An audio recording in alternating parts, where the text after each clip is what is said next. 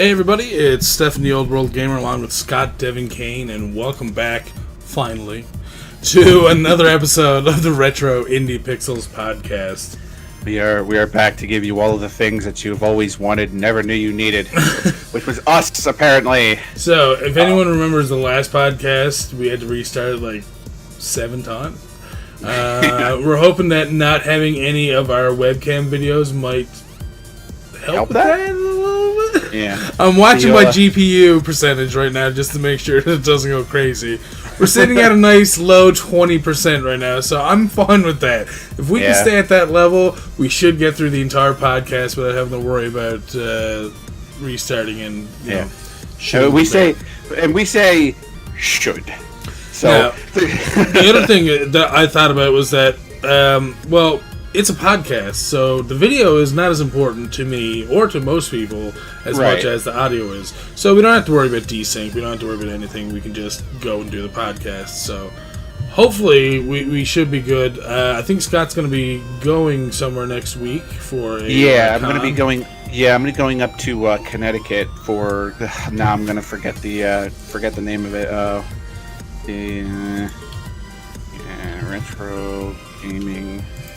Retro Gaming Expo. There we go. But I'm going to see if I can't get someone to join me for that Sunday so that we don't miss another podcast. And other news, my video card should be here on the 30th of September, meaning we missed basically 2 months of streaming. Yay! So. And let me quickly stifle an error here. It is Retro World Expo. That is going to be in Hartford, Connecticut from September 28th to the 29th. I'm going to be there with my buddy Chris Grillo. We're going to be at a stall for his gaming paraphernalia. So if you're in the Hartford, Connecticut area and you want to come by and say hi, just look for Sprites Passage. That's where we'll be. I'm going to have Doki Doki Literature Club apparel on all weekend, so that's what you're going to know who is who. So if you're in that area, come and say hi. Or, now that you know about this thing, it's in Hartford, Connecticut, so come on out. It's, a weekend. You got a week to get there. Yeah, I mean, if you're hearing this locally now, or within the next few days, it's the 22nd now that we're recording this, and it runs the 28th to the 29th, so you'll be able to come up and say hi to STK. Indeed. So, alright, so now that we have all of that done and taken care of, we are going to move on to my news article, starting with earning up to 10,000 Microsoft reward points for playing Xbox Game Pass games. Xbox Game Pass members can now earn Microsoft reward points just for playing the games in the Xbox Pass catalog. By completing quests, Xbox Game Pass members can now earn up to 10,000 reward points. For every gamer score point you get, you will earn 1 Microsoft reward point. Complete this quest between September 19th and the 28th to earn up to the aforementioned 10,000 points, which equates to $10. These points can be redeemed in the Microsoft Rewards app for Xbox gift cards, Xbox Game Pass Ultimate, and more. How you will earn these points will differ depending on the game played. For instance, if you complete one achievement in DMC 5, you will earn 100 points. Complete an achievement in Kingdom Come Deliverance, Middle-earth Shadow of War, Middle-earth Shadow of Mordor each, and earn 300 points. If you're playing Blair Witch and complete any quest, you will be handed the Blair Witch film, or Blair Witch Project film. Sounds rather simple considering you will earn achievements just by playing the participating games. This is a pretty cool idea, players are going to be playing these games anyway, so to actually finally get some sort of reward for actually, playing the games that you're already playing. I mean, I know I haven't had an Xbox for quite a while, right? And one of the things that you do when you have an Xbox, or even like a PlayStation at this point, because they have their medals and stuff like that, is that after you finish a game, you hit that little tab, the achievement tab, and you're like, alright, what can I do? What am I going to be able to do to max out all these points because I'm going to be able to whip my gamer score points around like a metaphoric gamer score cock. Be like, yo guys, I got 53,000 points on Xbox. How many points you guys have? You know? So I personally was an achievement hunter.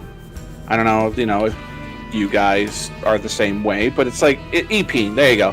Thank you. That was exactly the word I was looking for. EP. And no one really cares between galaxies and high scoring as much anymore. So. Right. Maybe when RetroQuest gets up to some like high scoring games, maybe that'll make a comeback somehow. So, I mean, getting high scores in games has always been a thing. It's just like, hey man, I got 400 million points in the Pac-Man. You can go beat my score. I mean, but see, then people try to beat that score by matching it, but in a quicker time as well. So right. As where speedrunning came in, so. This is going to be a nice little way for people who are already doing what they already do and get some rewards for it, So between September 19th and the 28th. So if you're hearing this now or you're hearing this in a few days, you've got a little bit of time to be able to get those 10,000 points. So moving on, 2 additional Steam Lab experiments are now available to give a try. This will be deep dive and community reviews. 2 experimental features in the works at Steam Labs can be tried by users. Valve has announced 2 additional work-in-progress experiments through Steam Labs. Each of the experiments in Steam Labs are a way for users to test experiments and provide feedback which could help shape the future of Steam. The 2 recent additions are Deep Dive and Community Reviews. Less than 3. Deep Dive leverages Steam APIs to serve up recommendations and related games information. What it does is offer an exploratory interface to discover new games based on their similarity to familiar ones. It will then use these recommendations as a jumping-off point to dive even deeper into what Steam has to offer. Basically, it uses tags provided by each game's creators in the Steam community. It then uses these tags to identify games to help users explore somewhat similar, and little-known but well-loved games among each set of recommendations it displays. The community reviews experiments show you what people are actively recommending to others through Steam. It will list the current day's recommendations sorted by helpfulness. It will also feature advanced control so you can expand the view to include this week's or this month's reviews. It can also be changed to limit reviews after a particular duration of playtime. It can also be filtered to include or exclude particular tags. They're just some of the experiments available through Steam Labs. Others include Automated Show, Micro-Trailers, the Interactive Recommender, and Search. I like this deep dive idea. I like the idea of being able to say, hey, I like this particular type of game, so give me some other stuff. Like for me, you have no idea how many times I've gone onto Steam and typed in the word Metroidvania. Anybody who knows me knows that I really love a good Metroidvania. Like my second favorite game of all time is Castlevania Symphony of the Night. It's basically the game that kind of made Metroidvanias as huge as they are. I understand that Super Metroid was the first. Don't get on my dick. Alright, but Symphony of the Night kind of just pushed like that sort of genre to a brand new level that was completely undone before. And I absolutely love those games. So Deep Dive is going to be able to say, hey, do you really like Metroidvanias? Cool. Here's this list of other Metroidvania games that are super popular. So I'll type that in and it'll be, like the... now I'm going to brain fart on the name of the one, the black and white one that... oh my god. Hollow Knight. Oh. There you go. Hollow Knight. Sorry. It'll give me titles like Hollow Knight. Well, but I know what you're saying. Yeah, the character's black and white. That's what I was on about. But it'll give it. It'll just give you a list of like the high rated Metroidvanias, and then it might be able to be like, hey, not many people talk about this game, but this is a really highly recommended game that's a Metroidvania. So I think this is going to be a good way for games that maybe are really good but fly under the radar to be able to get a little bit more limelight shown on them. Exactly. You can't rely on Mod Discovery Queue all the time. It only serves up so much stuff. Right. So, and I think this is going to actually be, ridiculously good for indie developers who publish these sort of games. So they're going to be able to go, okay, well, this game might fly under the radar because not many people know about it, but something like Deep Dive is going to be able to go, oh, hey, people are playing this, maybe you should give this a look. I think that's a really good idea. Community reviews, sure, but at the same time, that's like a thing that I kind of already pay attention to. Oh boy, I forgot. We're going to talk about this at the end of my my news section. But there's a reason why I didn't purchase a game that I have been pushing on the podcast for like the last couple. All right, we're gonna get to that. There's a reason, and it's because of the community reviews that are already there. Yeah, because when you open up a Steam page, right, like one of the first things that I look for are the reviews. And when I went to purchase this particular game, the first thing that popped up on my screen was heavily negative. And I'm like, okay, but a lot of people really like this game. Why is it so negatively reviewed? And they already have the reviews there. So I'm not sure, how much different that's really going to make. But maybe there'll be something there that, they already haven't done that, Yeah, it's going to be a day-to-day thing, so you're going to be like, all right, well, what are people saying good about what games today? And I'm kind of hoping it doesn't turn into one of those, we have, 7,000 people who really like this game, so we're just going to review it highly every single day, and now that's all Steam reviews or the community reviews are going to show. So hopefully they'll be able to filter through stuff like that. Yeah, let's hope so. Yeah. So moving on, Apple Arcade launches with a strong lineup and 1 month free. Apple Arcade launches today, which was Friday, with over 50 titles. So you can get 1 month free. Apple has launched its subscription game service, Apple Arcade, for $4.99 per month, and you can play over 100 titles ad-free. If you are on the fence regarding signing up for another subscription service, you can try it 1 month for free. The service also offers family sharing for up to 6 users. You can start playing on one Apple device and pick up on another or to play on or offline. It's available now on iPhones running iOS 13, coming soon to iPad, Mac, and Apple TV. You can even use your PS4 and Xbox One controllers to play games when running on iOS 13. The launch includes a large amount of titles developed by studios Capcom, Capybara Games, Devolver Digital, Annapurna, Sega, Konami, Gameloft, Ubisoft, Square Enix, WayForward, Zen Studios, Bandai Namco, Us2, and others. I'm not gonna go over this whole list, but I'm just gonna throw out a couple games that are on this that I'm kind of like, all right, well, this could be. I see Choo Choo Rocket Universe. If you haven't played Choo Choo Rocket, you really should, because the game's not overly difficult, but its complexity it's kind of like a puzzle game. I guess it would be a puzzle game, wouldn't it? But it's a competitive puzzle game. Have you played it, Stefan? No. Choo Choo Rocket? It's it's different. It's very, very different. But other things on here. Let's see. Exit the Gungeon. Is that a Enter the Gungeon sequel? I don't know. I'm not sure. I do know that Hot Lava is supposed to be a fairly new game. Yeah. Lego Brawls, you got that going on there. Pac-Man Party Royale.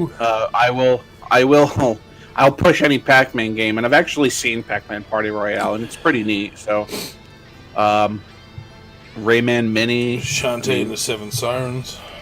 Yep. Sonic Racing. I seen that in the... Yeah, right? In the trailer, and that looked awesome. The Pinball Wizard? I have to fire up some Apple device. But yeah, I mean, you get 50 games. It's for $5 a month, and you get to try the first month free. So if you don't find anything that you don't want, you like, you're like, all right, not for me. But if you find like a whole bunch of stuff, a whole bunch of games, and it's also ad free, meaning you're not going to get random fucking ads in the middle of your goddamn games. Right. So definitely worth just giving a shot. If you have nothing to lose for the first month, so give it. You don't like it, you don't gotta keep it. I ain't gonna twist your arm. It's up to you.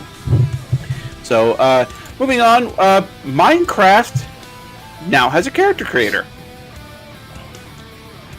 Mojang has revealed in a recent developer stream an exciting new addition to Minecraft, a character creator. The game's latest beta build, 1.13.0.15, available on Windows 10, Xbox One, and Android, has the creator up and running. I'm waiting for it. The character creator works as you'd expect, offering different skin tones, body types, eight. What? That's what I was waiting for. I read that earlier. Whoa. I was like, wait, 8 in hairstyles? I was like, wait. Whoa. Your article's a little weird. The hairstyles to choose from. Wow. Body types, 8 something. And okay, Mojang says that there's about 100 customization items to pick from, some free and others paid. This won't affect existing custom skins, which you can continue using if you prefer. Minecraft has long relied on custom skins as a means of character personalization, but has never actually had a character creator per se. So they have a little video there showing like the... I can't believe it's taken them this long to just be able to say, hey, you can make your own characters. I mean, the game's been out for, what, 10 years now? Yeah, it was just easier making everyone Steve. I mean, yeah. But this is, like, super long overdue. So, I don't know. It's really weird. I'm assuming my daughters are going to be like, hey, Dad, guess what you can do in Minecraft now? I'm going to be like, I'll play Minecraft or whatever. Oh. But Minecraft seems to be making a bit of a comeback recently. It does. It's like there's a new mod thing that came out recently, wasn't there? Oh, could be. Or you guys were talking about it in Discord the other day, where there's a new Minecraft thing. That me and Steve are thinking about starting up a new series because we used to always do it back in the day. I even had a channel for it on YouTube and stuff, as you know. Yeah. So, I mean... Yeah, you did, like, the for the Farlands. Did you ever finish No, God, no. It was basically an impossible quest. It would have taken me, like, 30 years or something to get there, really. It's really that big? Yeah. Oh, my God. Basically, you're going to the end of where the numbers can go, and after that, it gets fragmented because it's trying to load stuff that it can't really load, so then you get this weird, crazy, fragmented kind of world happening, so it's supposed to look really trippy, and you could just teleport there, but the whole thought was, walking there and seeing all the, crazy world generation along the way was kind of cool, which I actually did enjoy quite a bit. Yeah, I mean, I did like a couple part thing on YouTube where it's like I was teaching the noob, I think I called it, where I tried to play Minecraft with you guys for a little bit. I'm like, man, I don't know anything about this game. You guys are like, hey, you're going to put this and that in here and then the book and now you have this. I'm like, what? When you get into actually playing it, it is a really fun game. Else, buddy, I'm playing Minecraft right now. Yeah, a lot of people in our Discord server have seemed to be playing Minecraft recently, so we said, you know what, why not? We've never really actually been together and finished the game together, so that's one thing. Plus, if we do some small modding, then we can add a little bit of extra fun to the game. I keep forgetting that that Minecraft actually has an end. Literally the end. Or like the Ender Dragon, I think it's called, where you have to kill that thing. I've never done it because I've played Minecraft for all of like 10 hours. I mostly played the games that you guys showed me, like the hide and seek game or whatever the hell that was called. Like turn yourself into a flower pot. That used to be so much fucking fun. Right. So anyway, moving on. This is something that I found interesting, and a French High Court has ruled that Steam can't ban users from reselling digital games. The Tribunal de Grande Instance de Paris. The Tribunal de Grande Instance de Paris, I'm going to hope I said that even close, has ruled in favor of QFC. Oh, God. Que Chaussure? How close am I? All right. The Tribunal de Grande Instance de Paris has ruled in favor of UFC Que Choisir. Choisir's case against Steam. See, here you go. This is the advantage of having a Canadian as your co-host, because he can pronounce French crap that I have no idea what the hell I'm talking about. So, the consumer rights group took Valve to court in 2015 for not allowing users to resell games bought on Steam and for assuming no responsibility when user information gets stolen as a result of a hack, among other alleged violations. I see you, Steve. On Tuesday, the High Court ruled that under European law, union law, Steam customers have a right to be able to resell dematerialized goods, such as digital games on Steam. French site Next Impact first reported the news, which has been translated by Reddit user Shakin Wan? Whatever. Valve's defense hinged on the argument that Steam sells game licenses, subscriptions to games, not the games themselves. The court, however, doesn't see game purchases on Steam as subscriptions, since the owner has access to them indefinitely and isn't required to pay recurring payments in order to maintain access. Furthermore, Steam's policy against selling accounts was brought up as another way Valve limits users' right on the platform. Valve was given 1 month to remove these clauses from Steam's EULA and post the entire court ruling on Steam's various portals on desktop and mobile. Failure to comply would incur a daily fine of $3,000 for up to 6 months. For its part, Valve told PC Gamer in a statement that the ruling will be appealed.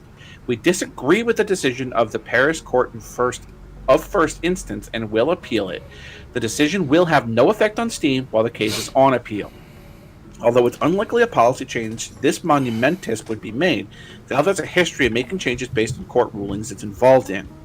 Following its spat with Australian Competition and Consumer Commission in 2014, the company instituted a more consumer-friendly refund policy worldwide in 2015, which remains in effect to this day. I'm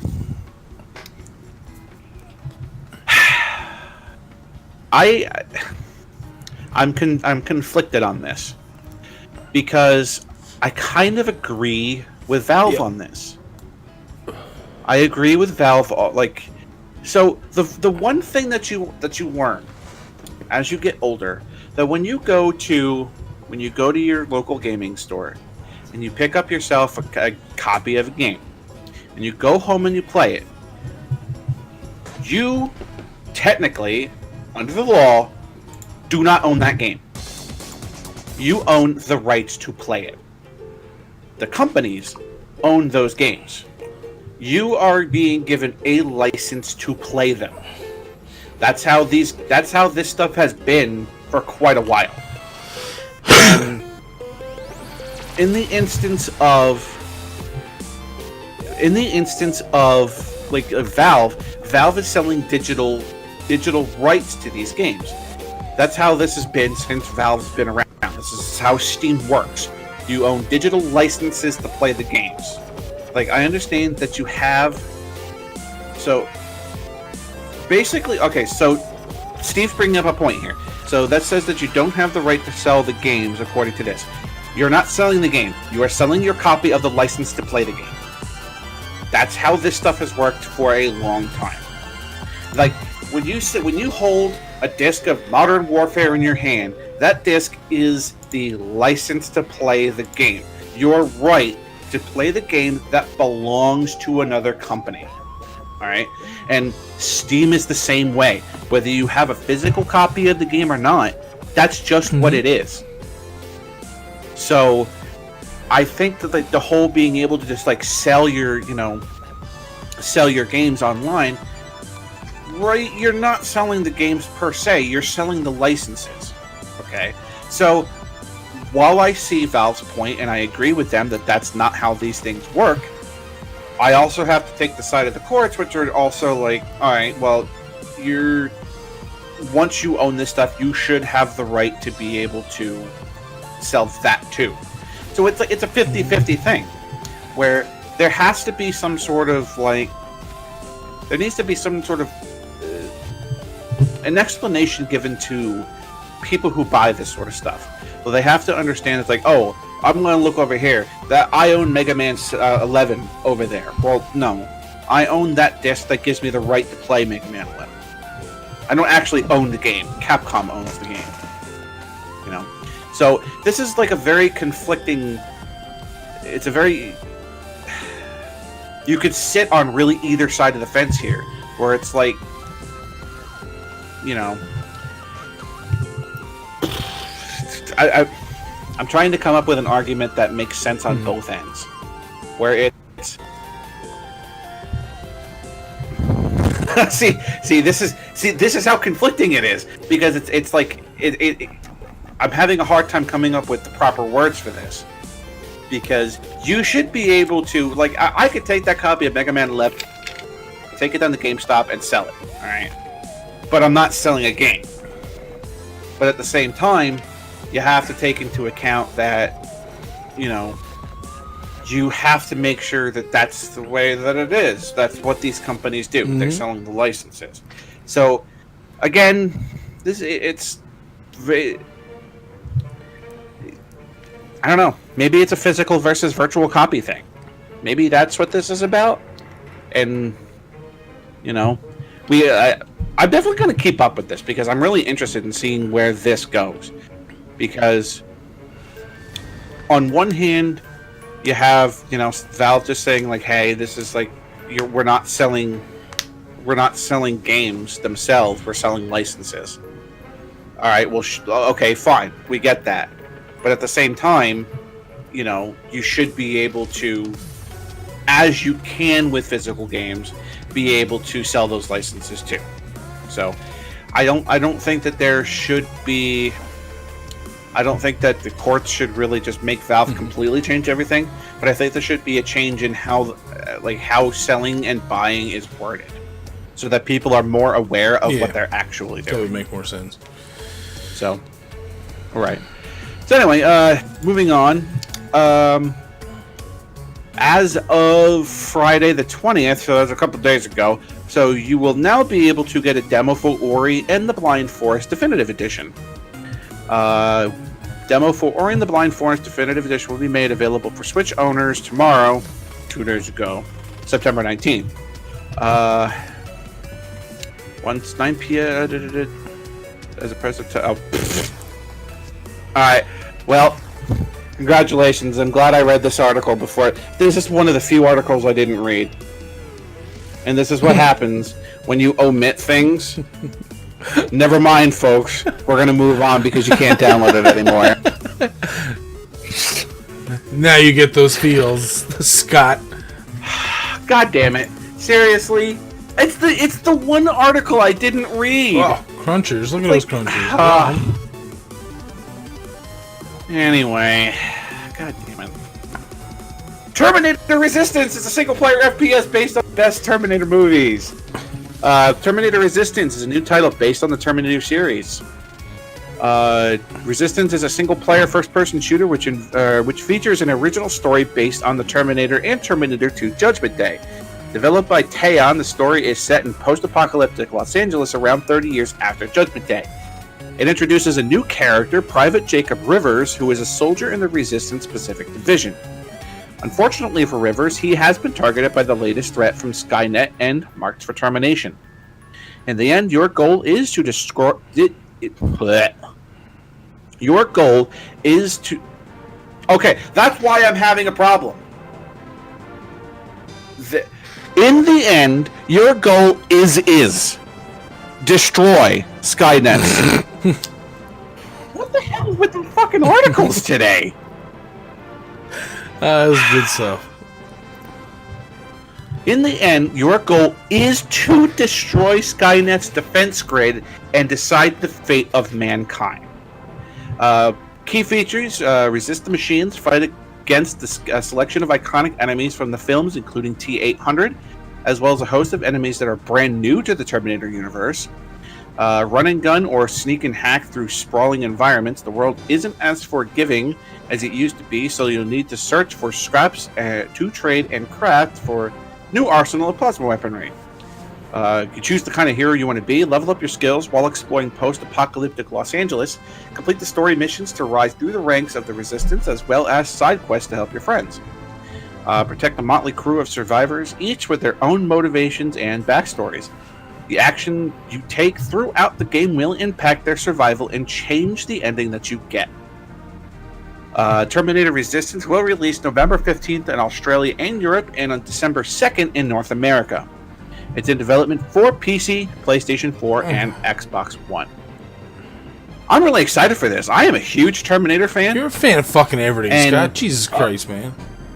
Dude, you love everything. Love Terminator, man.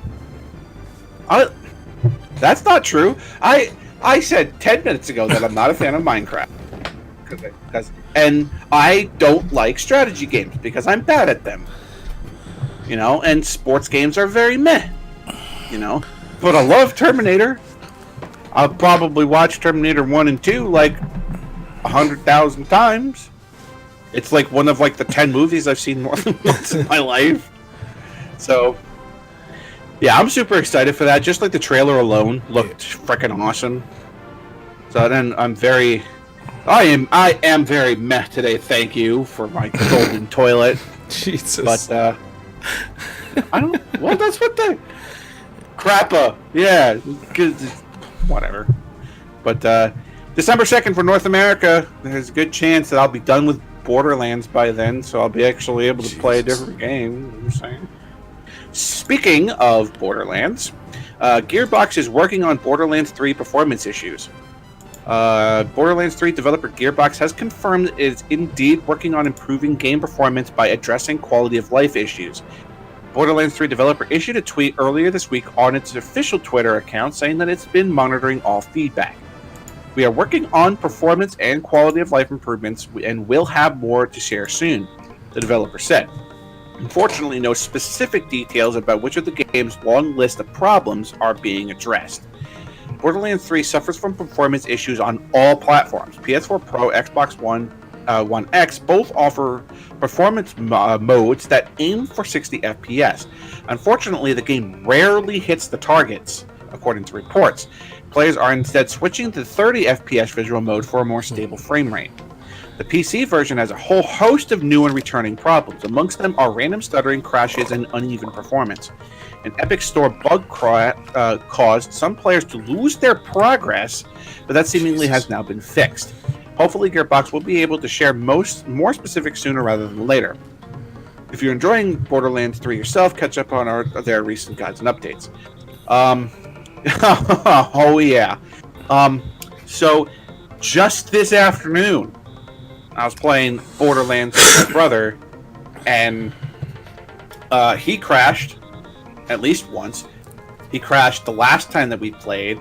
I had a game sync issue with the cloud, and I had to completely update all that stuff to make sure I didn't lose my saves. And just this afternoon, we got to like a major boss. And in this boss fight, the guy moves around rather quick and teleports from point A to point B and all over the map. Well, this particular boss decided that he was going to teleport himself into a staircase and soft lock the whole fucking game. So, what's supposed to happen is that the boss is supposed to get to a certain amount of hit points and then do something different. Well, you can do something different on the stairs. I mean, he was melded into the stairs.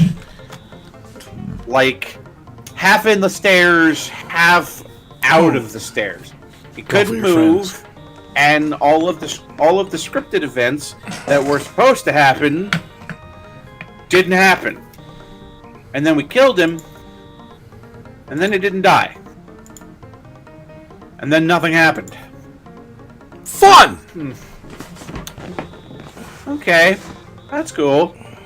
Exit the game, come back to the game, and the game picks right up as if we had done the first part, but he had all of his health back. It's like, what the blue fuck is going on? Frame rate issues? Yeah, a little bit. And I'm not gonna like toot my own horn here, but my computer's pretty good. You know, I spent a lot of money on my last tax return to make sure that this computer was like, I could play all the games that I want to play for the next year until I upgrade my video card to whatever the next bullshit is. I'm so sorry. Can't get the thing to 60 FPS.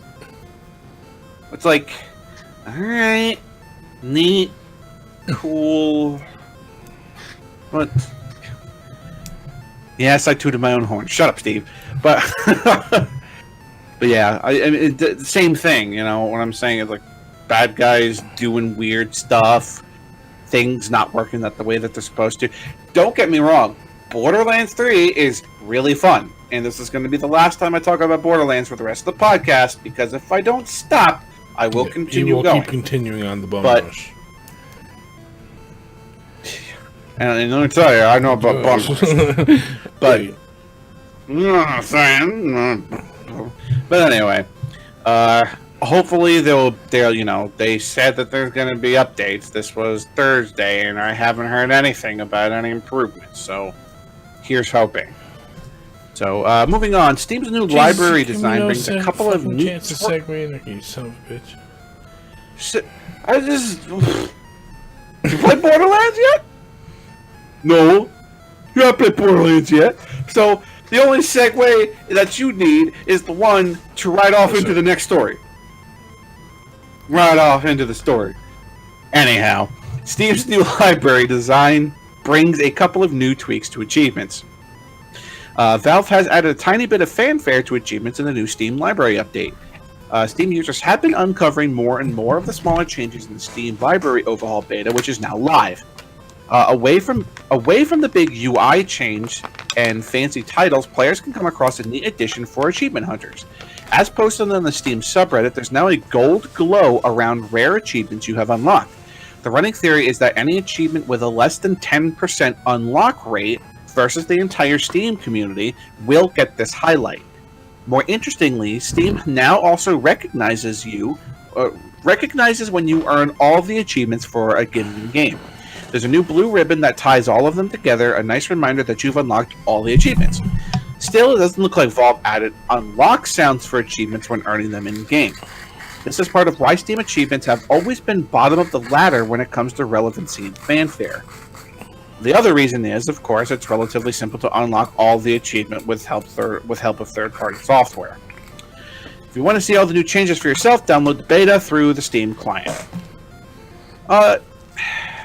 Just add a sound. Just add a sound. I don't understand why this is such a hard thing to do. You've been around for like 10 plus years at this point, I think. Yes, God, yes. Steam been around. 2003. Geez, we're almost working for 20 years. But that's just all you need to do. Just add a little ping. You know, like what Xbox does, or PlayStation 4, or whatever, or PlayStation, whatever. Just a little chime. It's just one sound effect. One sound effect.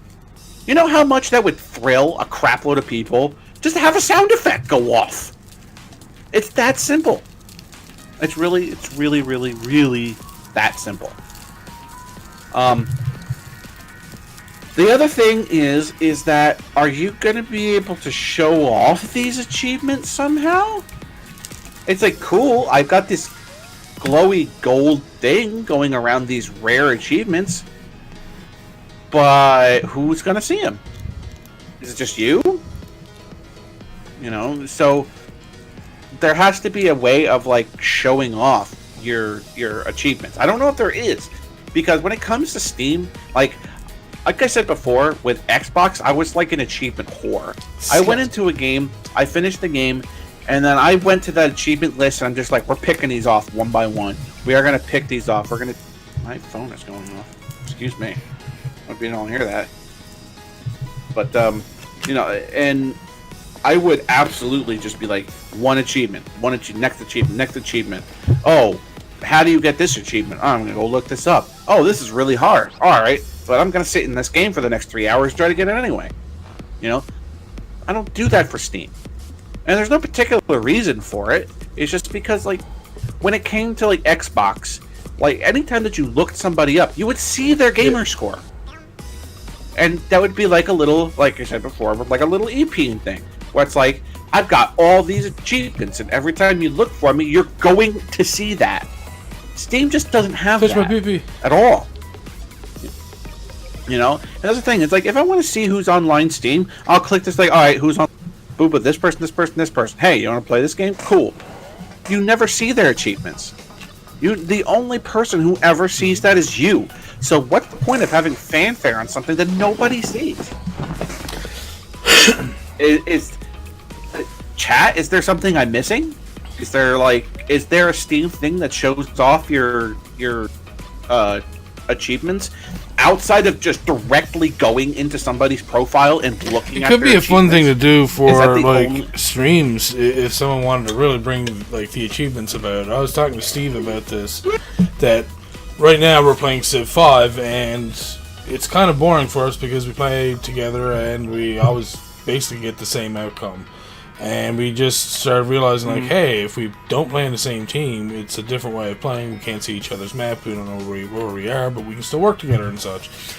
And doing that, we could also go and stream Civ 5 now. And I was saying that, okay, he can play his game, I can play my game, and we can do achievement. Like, going for different achievements. Like, okay, let's get all the 1-on-1 achievements, and 1-on-2, and 1-on-3, and so on and so forth, until you get all the achievements, and then do the ones that you need for 2-player, and, you know, that kind of thing. So, it would kind of help bring to light achievements. I don't know if anyone has seen the retroachievements.org website. If you haven't, and you like doing achievements and stuff, and you like having a little EP and a website where people like you have EPs, then you can do the same thing. I'm on there. I don't have a huge score by any means, but if you play the games and the emulators that they have set up, they actually tell you that, you know, which achievements you got. You can't cheat because it's automatically got built in. If you go and use a Game Genie or something like that that's in the emulator, it'll automatically remove the achievement status for you so that you can't get achievements while playing with the cheats on.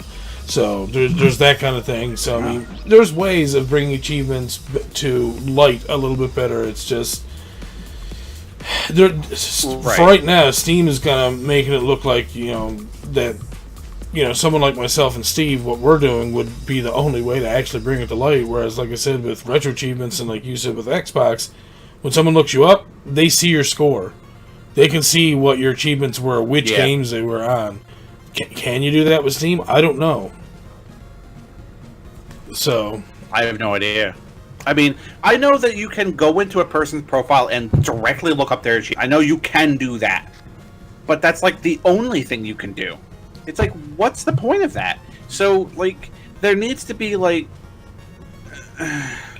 the only place that it's in is your profile. So, outside of somebody clicking on you and going to your profile and looking up exactly what you've done, how many games you have perfect, or whatever achievements that you have, there's no way to display it.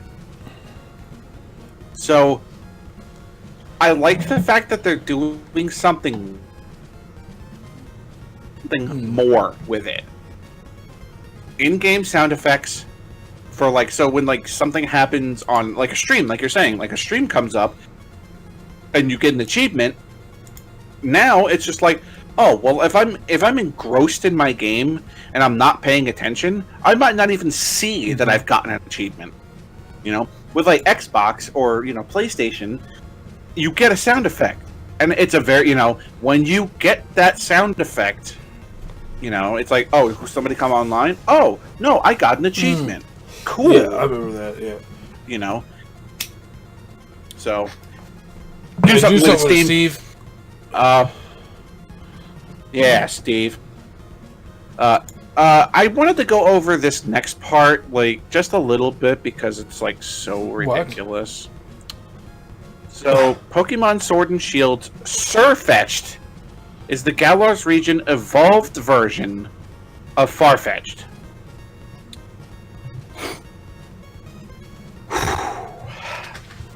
A Pokemon has been discovered in the Galar region of Pokemon Sword and Shield and called Sirfetch'd.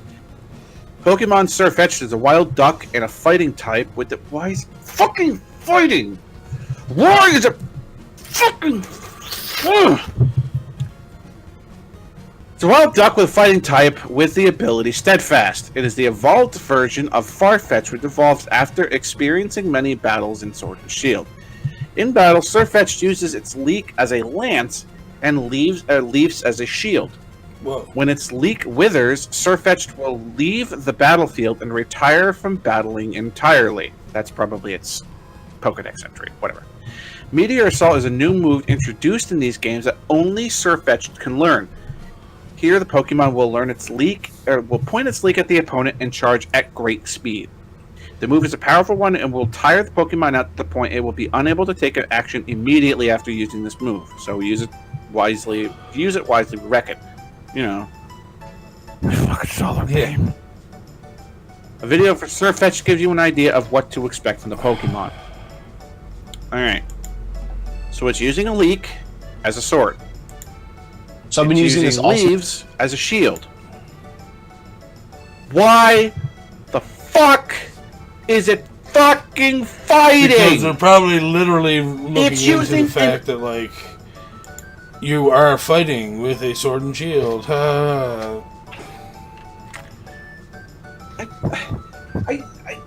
Why? It's using an onion and leaves as its weaponry. It evolves from a normal type, which, mind you, are fucking weak to fighting. What the fuck? Oh my god. Scott, oh Scott.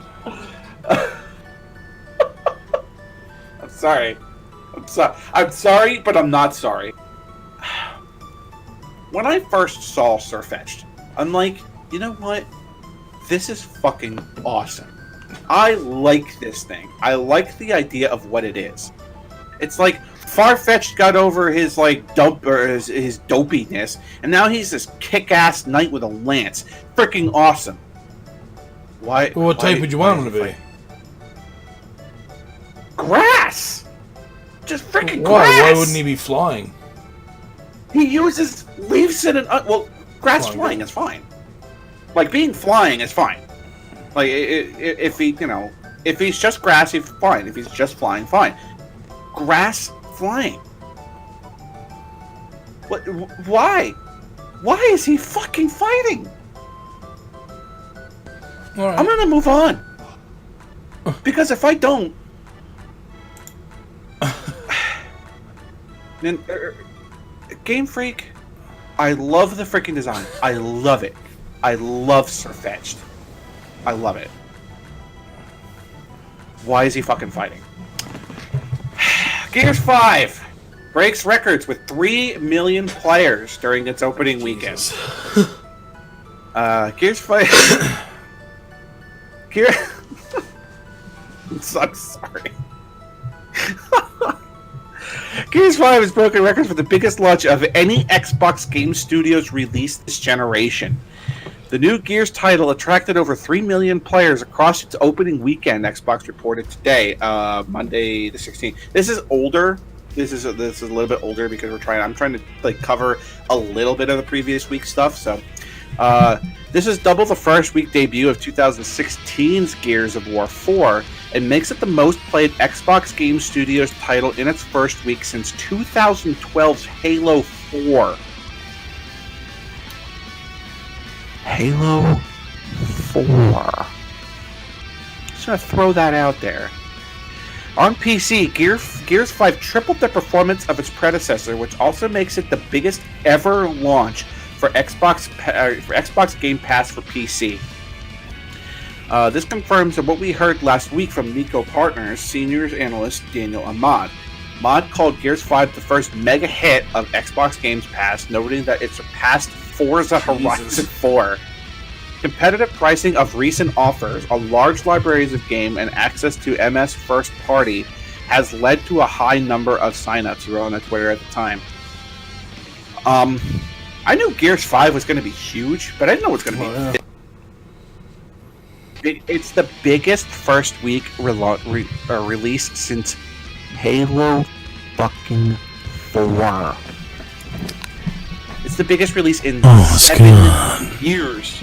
It's big. It's a big game. If you haven't played Gears, go play Gears. Gears 5 is really good from what I'm hearing. So, yeah, really. I know, right? Freaking Sirfetch'd tilted the entire stream and I broke everything. Anyway, moving on. Heroes of the Storm heads to the 1920s in a new Scarlet Heist event. Blizzard's mobile offering Heroes of the Storm is getting a new 1920s themed event, the Scarlet Heist. Teased over Twitter by way of a single image, the upcoming event will include new skins for playable characters Junkrat, Sergeant Hammer, Sift Hammer. What the fuck is... Do they have a proofreader over there 24/7? Damn. Anyway, the upcoming event will include new skins for Junkrat, Sergeant Hammer, Orphea, and Whitemane, and strangely the silhouette of what looks like either a raccoon or a dinosaur. We'll likely hear more. Well, we'll likely hear more details about the new additions later this week, which we haven't yet because I haven't on Heroes of the Storm recently. The new content comes almost a year after Blizzard announced its plans to restructure the game's development team. Blizzard had previously revealed it would not be bringing back its Heroes Global Competition and Heroes of the Dorm Series Esports Series. Oh my god, what the hell's wrong with them today? Despite the change, Heroes of the Storm remains our love letter to Blizzard's worlds and characters, Blizzard said at the time. We'll continuously actively supporting the game's new hero. Oh my god. Themed events and other content that our community loves, though the cadence will change. Ultimately, we're setting up for the game for long-term sustainability. Alright. I broke the stream ranting before. You better buckle up, kids. Because we're about to gripe now. And I'm gonna throw this out there. So I give Stefan my articles beforehand, and the title for this article was what did I say? Heroes of the Storm event and my beef with Blizzard. So, a lot of people stopped playing this game, Blizzard. You know why? Because you took away the global the global championship from Heroes of the Dorm. All right, that was your competitive stuff. You outright told us, and I didn't go bother to find it because they probably got rid of it, that you were no longer supporting the game. Period. You were doing nothing with this game. That was about a year ago. And come September 22nd, 2019, we've had more updates for the game in the last year than the game had since the beginning. The fuck are you doing? Why? And I will ask again, why did you tell all these people that you weren't going to continue on with this game and continue to offer us stuff? If you don't care about Heroes of the Storm, that's fine. Not every game lasts forever. We understand that we'll never... The Heroes of the Storm, I prefer to League of Legends. I may be crucified for that, but I like it more because I know the characters. You know, I played League of Legends in its beta. You went to school with a couple of characters. Bro, I was bumping elbows with Katarina all the time, you know? I mean, I was probably on the wrong side of things, but you know what I'm saying. But I prefer I prefer Heroes of the Storm because it's built from Blizzard characters, and I spent a lot of my time playing Blizzard games. Warcraft, StarCraft, the World of Warcraft, Lost Vikings, before all that stuff. I have only played a fucking metric ass ton of Diablo in my time. Okay? No. You don't even want to know how much time I put into my Season 18 character on Diablo 3 this season. Alright? So that's why I play Heroes of the Storm. I stopped playing it because you said you weren't going to support the game anymore. So why? Why all of this? Why get rid of your global championship and get rid of Heroes of the Dorm, which Heroes of the Dorm was like their college level competition.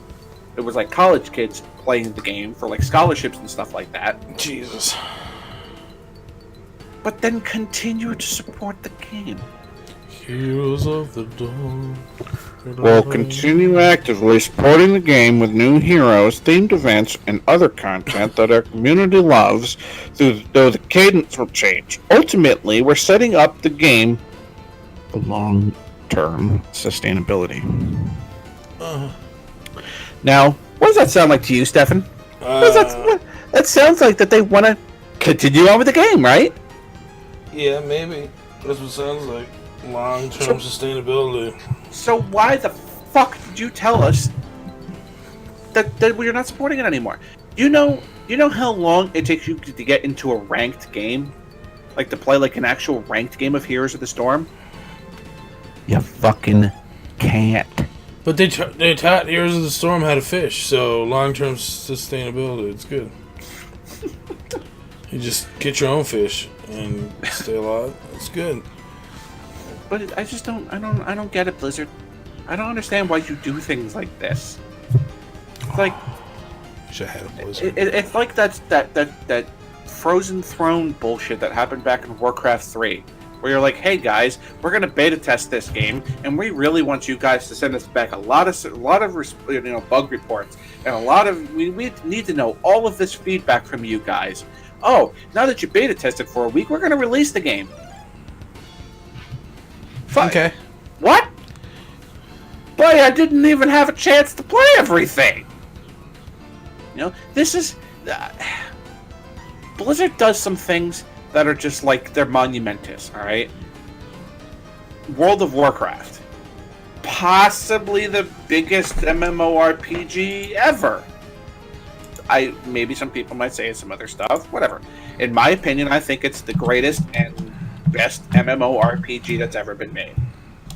Diablo is a franchise that's surpassed time and gotten better over age. And I'm sorry, I love Diablo 2. Don't get me wrong, Diablo 3 is a better game. Diablo. I know everybody will argue with me with that. StarCraft. Fucking StarCraft. You know what there's still competitions for?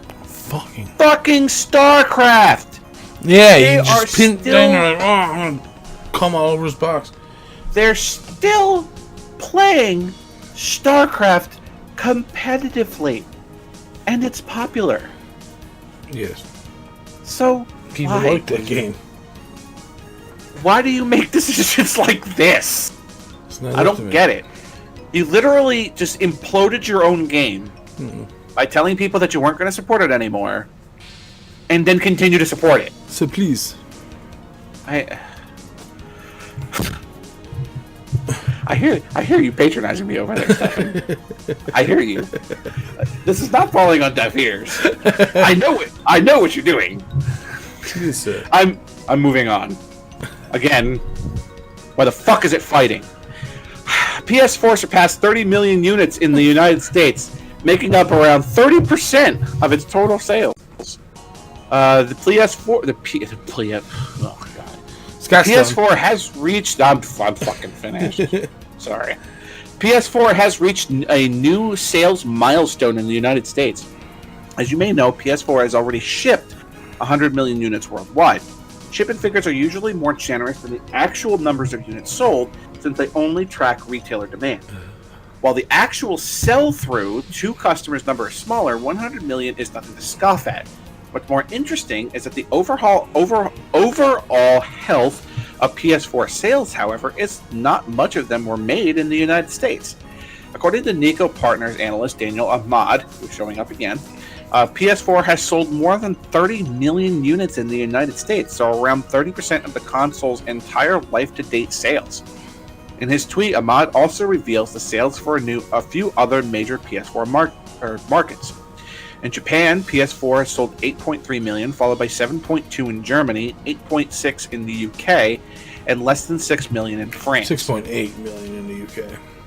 Yeah. Oh, 6.8, yeah. France. This just goes to show how PS4 and the PlayStation brand as a whole rely on a worldwide audience.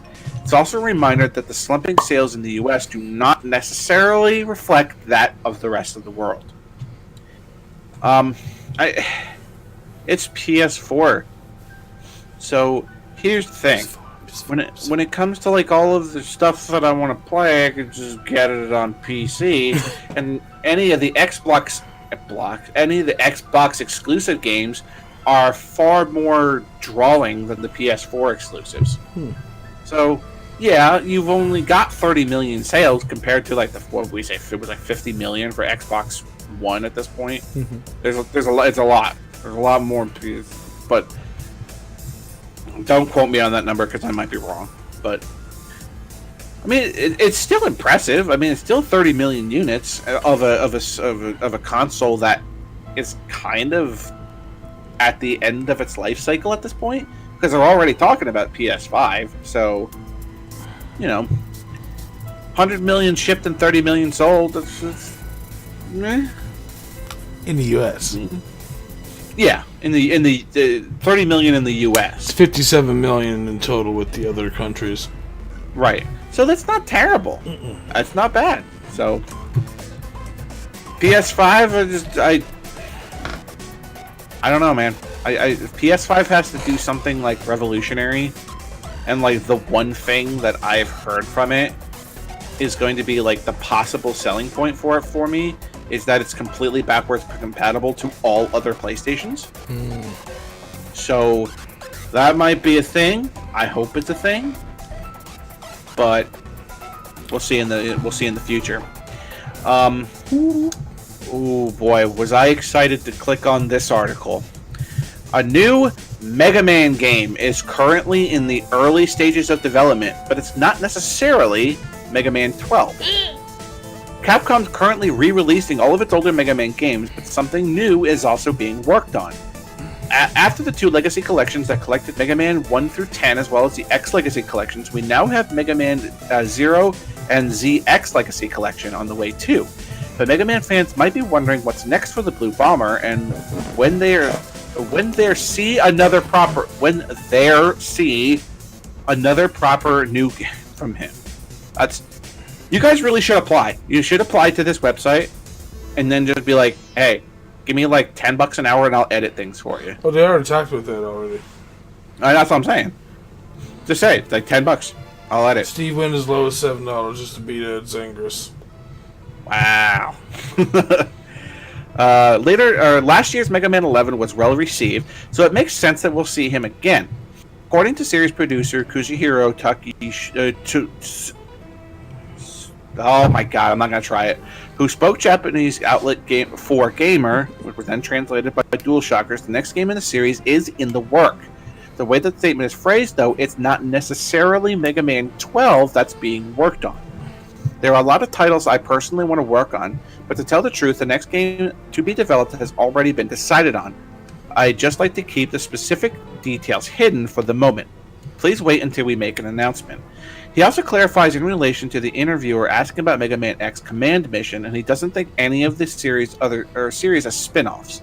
I think that there's no such thing as a spin-off in the Mega Man series. Every saga is a main series on its own. When speaking of Mega Man, there will always be people who think of X, as well as people who think of .exe. And I think that there's always why each one's concept of what Mega Man is changes depending on one's generation. For that reason, we don't want to deny any of the series of its future. Perhaps we're finally going to get Mega Man Battle Network 7? No. I certainly fucking hope not. You know what I hope we see? Mega Man X9. How long has it fucking been since Mega Man X8? Hold on, Mega Man X8. How long has it been? No. It's been 15 fucking years. Why are you so angry today, Scott? Scott has all stuff that makes him mad. We haven't podcasted in the 3 weeks. I'm pent up and I've got frustration on my mind. You got your pants up? I'm not actually mad. All right, but understand. I'm not. I really am. I'm desperate for this. Mega Man X has just been on dead hiatus for 15 years. Thank you, man. We've had 3 base Mega Man games since then. We've had Battle Networks. We've had other stuff. Why the hell can't we have Mega Man X9? I mean, there's so much. I mean, I really like Zero, and I really want to play as X. And Axel can eat shit or whatever. Wouldn't it be nice if we got a new Mega Man X game that was like the original Mega Man X, like the first 3 games on the SNES? Can you imagine if that, like they did that with what, Mega Man 9 and 10 for the Wii? I think it would be fabulous if they went back to the SNES roots for at least one new X game. That'd be cool. You absolutely just completely stole the words out of my mouth. It was literally the next thing I was going to say. We need a 16-bit Mega Man X game. Yep. And it needs to be Mega Man X9. And there is absolutely no reason it can't be. 15 years, Capcom. 15 years. You know where X has shown up? X showed up in fucking Tekken. X is in Tekken. It's not as if you've forgotten who he is. Because X shows up in other things. He was in Marvel vs. Capcom Infinite. So it's not as if you've forgotten who X is. I mean, Zero's in fucking everything now.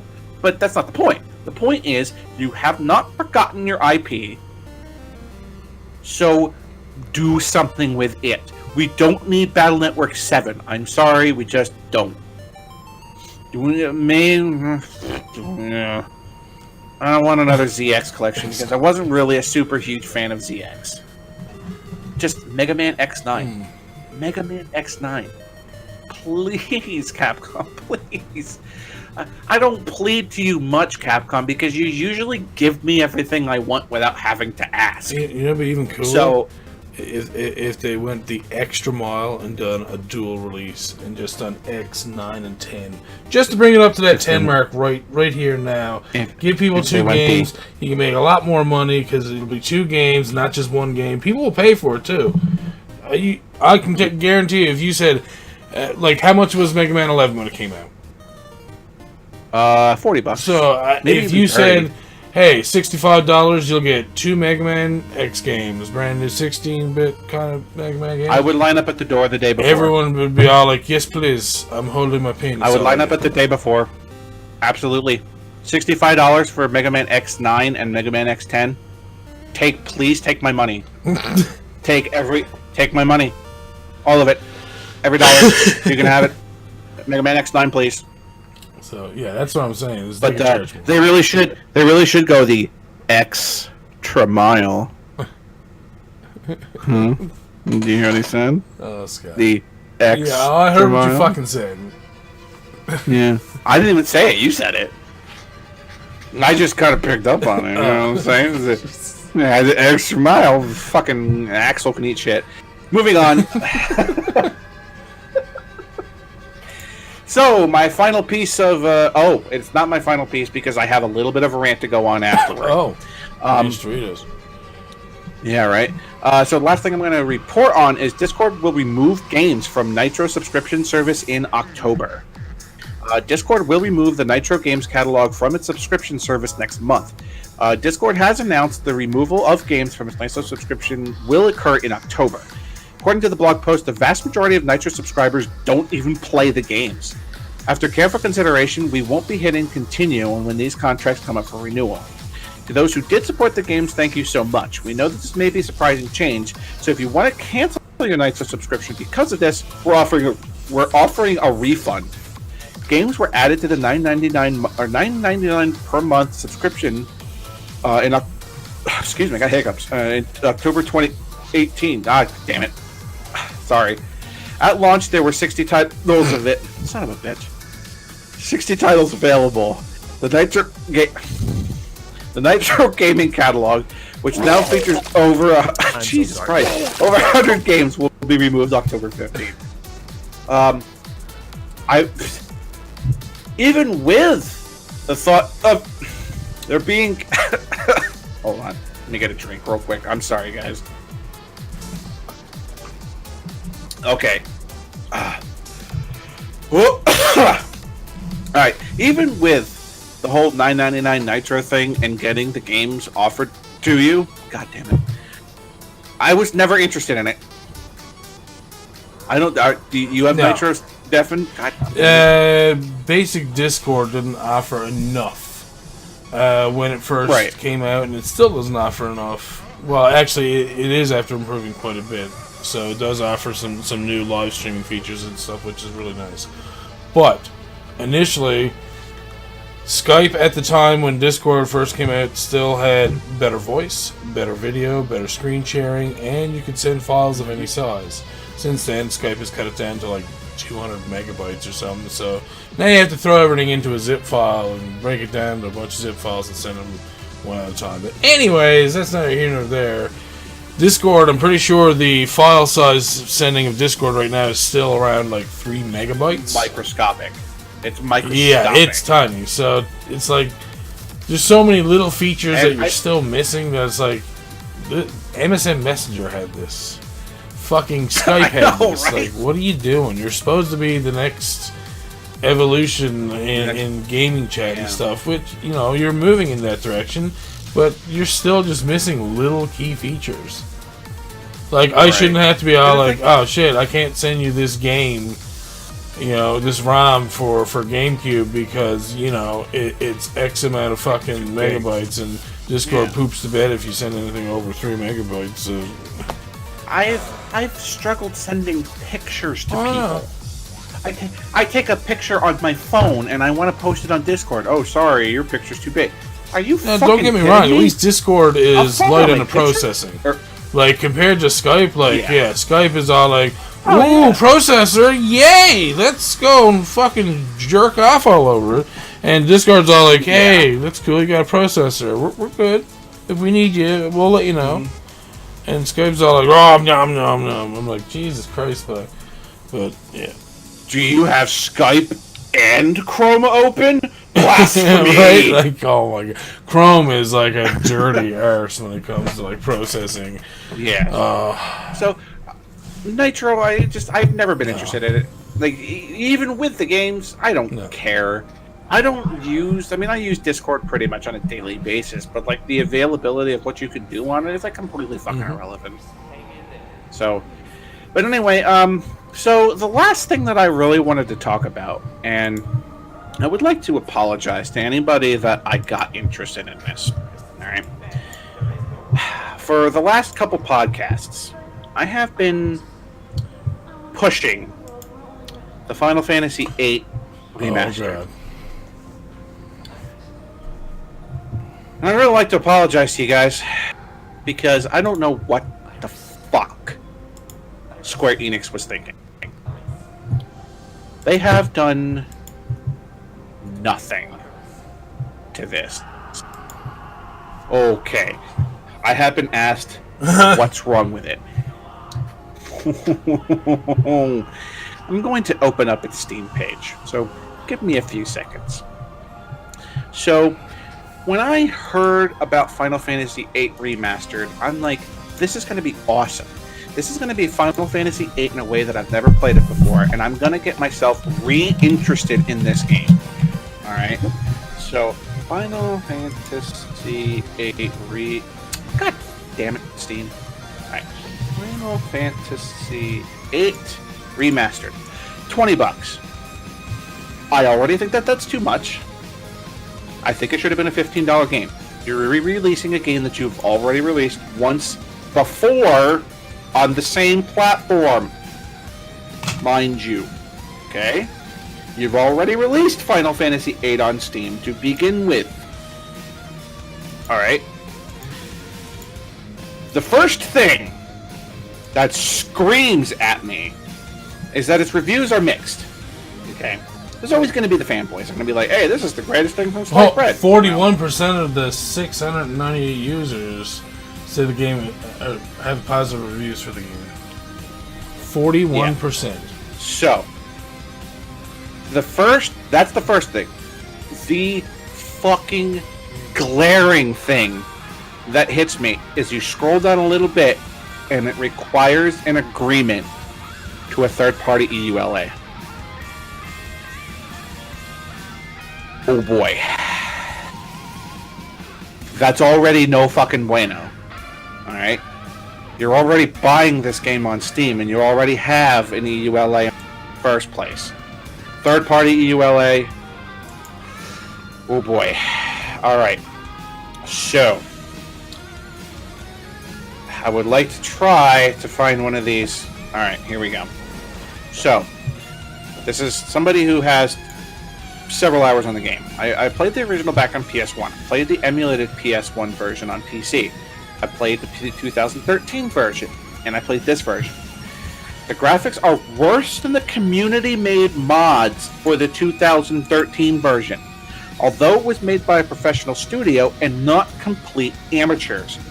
Why would you pay $20 for a worse version than professionals than a $0 version by amateurs? The biggest joke here is that playing the remake on 720p or lower makes it feel better than on the high ones. Simply because the upscaling on 80% of the assets is done so freakishly poor that it hurts the eyes. As far as I can tell, they did nothing in the terms of shading except increase the contrast and lower exposure. What that means is that stuff in the foreground is going to look nice and sharp, and everything in the background is going to look fake. Okay. Cheats. Let me be real here. None of these cheats are new. Anybody can use Cheat Engine to come up with that in a matter of 5 minutes. Heck, if you were able to use Google, you can even download tables for a cheat engine that allow you to pretty much change any aspect of the game. And it's free. Huh. I won't controller support. I won't praise Square on implementing this. This is a necessity when porting a game from classic consoles over. If you don't do it right, you done goofed. If you did it right, you passed, and they didn't do it right on porting it over in 2013. I will not praise you on taking 6 years to fix it. Guess what? The community had a way around it in 2013, and that was amateur software that allowed you to use your controller regardless of what specific game had a controller support or not. You could use the Steam Link and assign keyboard keys to buttons on your controller and pretend to use a keyboard. Congratulations to Square, a professional studio, for not figuring out how to implement proper controller support and updating the 2013 version with that for 6 years. Also, I'm going to point out the fact that for what I've heard from multiple people, you cannot remap your controller. Jesus. In any way, shape, or form. Oh, why? It's like, other things, no outside work on active models. Sound was not worked on at all. And when you do get the updated sound, it will cut out randomly and go back to the PS1 version of the music and turns it into PC MIDI. Wow.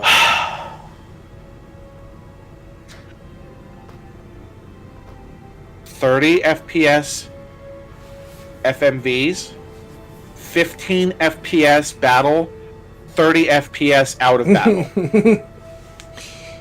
Nostalgia. Are you fucking kidding? You can't get more than 30 FPS out of FMVs? A lot of people were saying that they felt like they were ripped directly from the PS1 version. Yeah, that's what it looks like. And that absolutely nothing was updated. So, with these things alone, there are more things that I'm not going to go into because I could just continue to, go over all of this stuff that they're talking about. Oh, no 16:9 option. You are forced into a 4:3 ratio. You are forced into a 4:3 ratio. You cannot make it 16:9. You cannot make this game into 16:9 ratio. Jesus.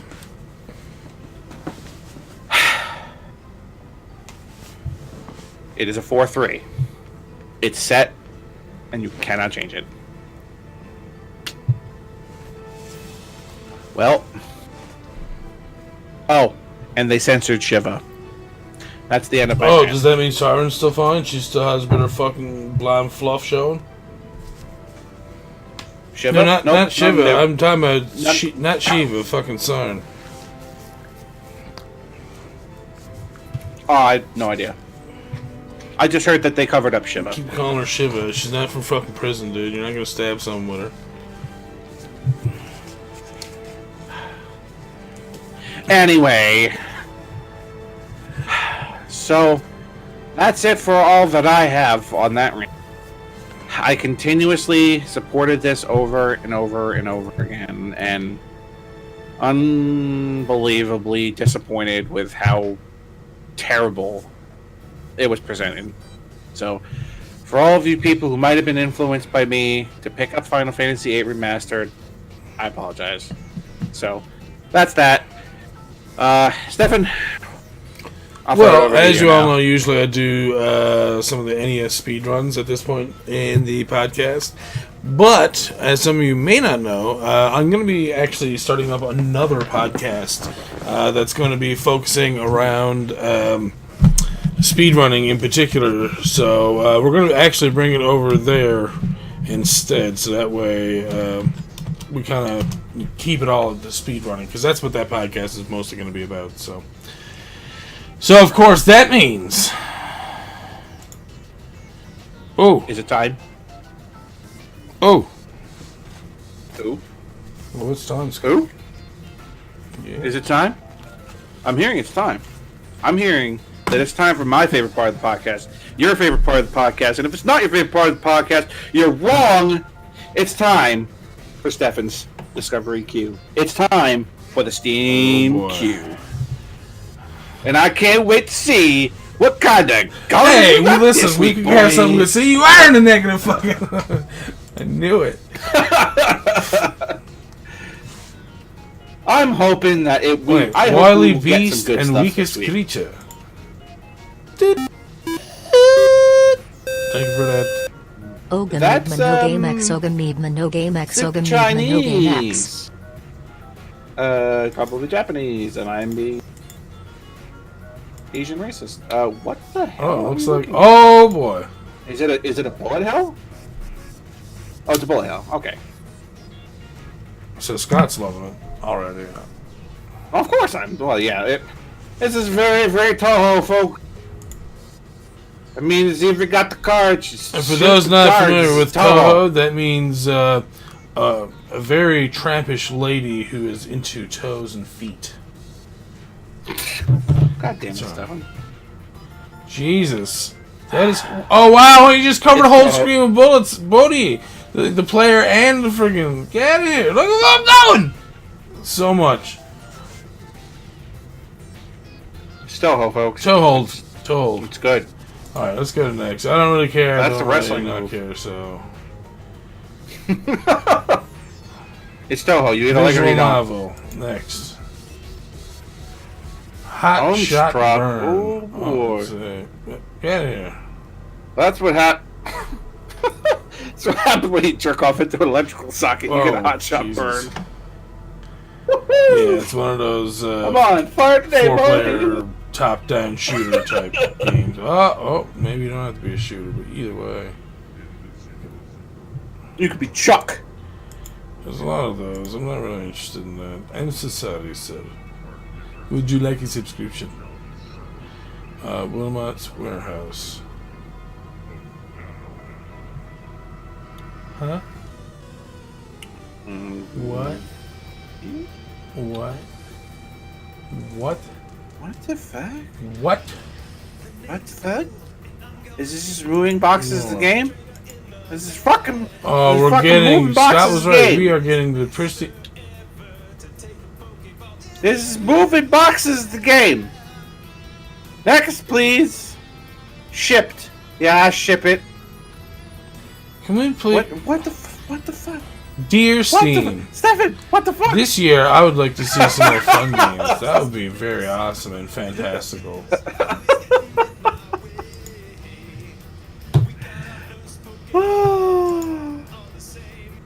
Oh no, Ghost Valley music is just too. What the? Why? Next game. Why?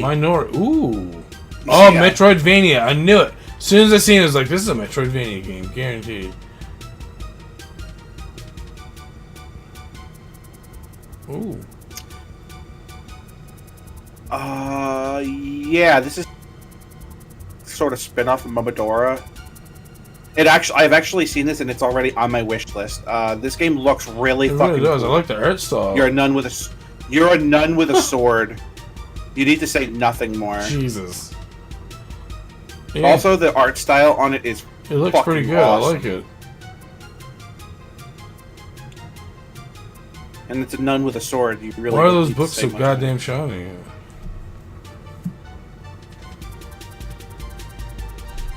Hey, ho ho. She's got a camel toe. Jesus. Yeah, this looks pretty cool.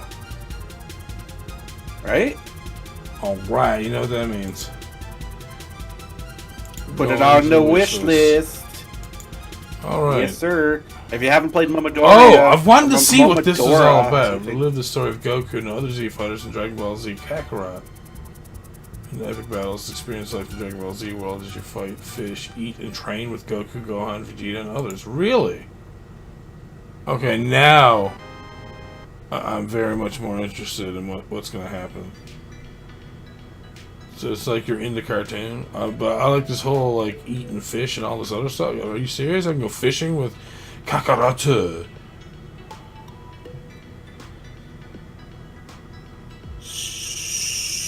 So. Oh, okay. So. This is Xenoverse, except it's only got the Saiyan Saga?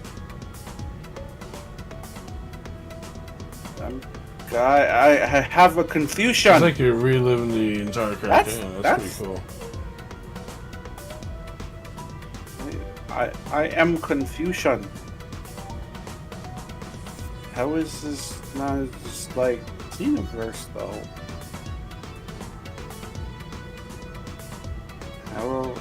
I mean, battles are pretty cool. Don't get me wrong. This looks awesome. You guys can't see my face, so I'm just like mouth wide open, like, this looks so awesome. Action RPG. Okay. There's probably other aspects that we haven't seen yet, Scott. Calm your tits. I hope so. Make your breasts. I'd like to know why it's an RPG. There's a cell part. Because you know what else have an RPG? Treasure Xenoverse. Listen, they're trying to make games, money. Alright, it's alright. So I know. You can't change my mind.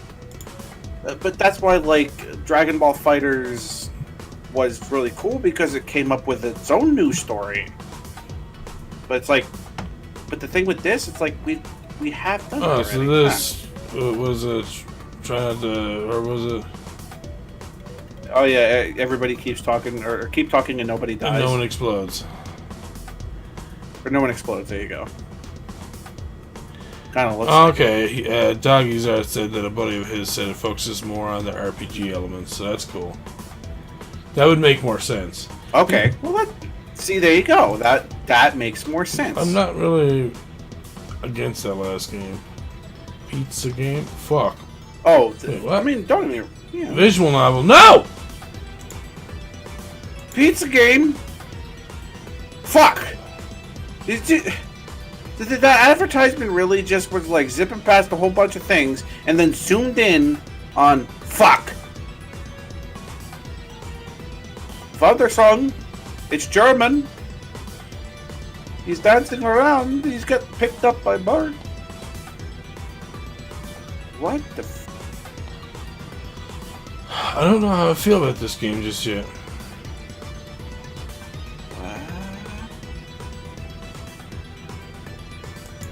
I'll just move to the next. Singled out. Quick fire identification game with a sniper rifle. What?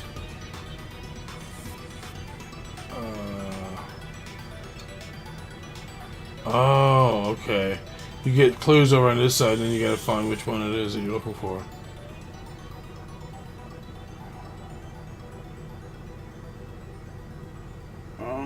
Okay.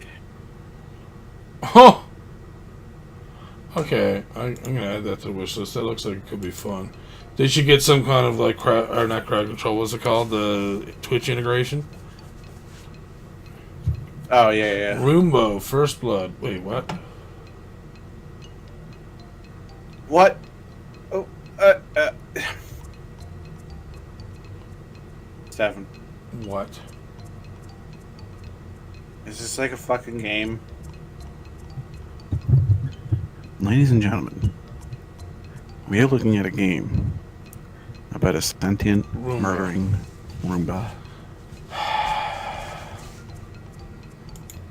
What the fuck? So it looks like the Steam queue was terrible this week. I wouldn't. I'm not gonna say. Do we still have Scott? By the way, I just want to make sure that everyone can still hear Scott. But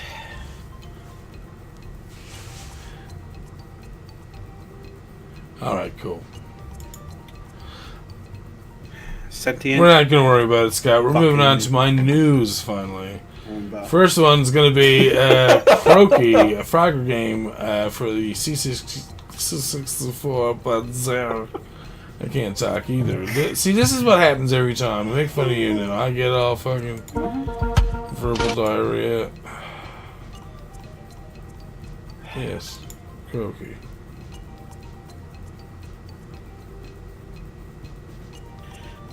Oh God. Just all right. How are we different Oh, it's than a clone, Frogger? dude. It's supposed to be the same. Is it gonna, well, I mean, assume that they do something different. No. No. Oh, see, that's what you get for going too fast. Either you died. You gotta go on the log. Boy. Yeah, it's pretty fun.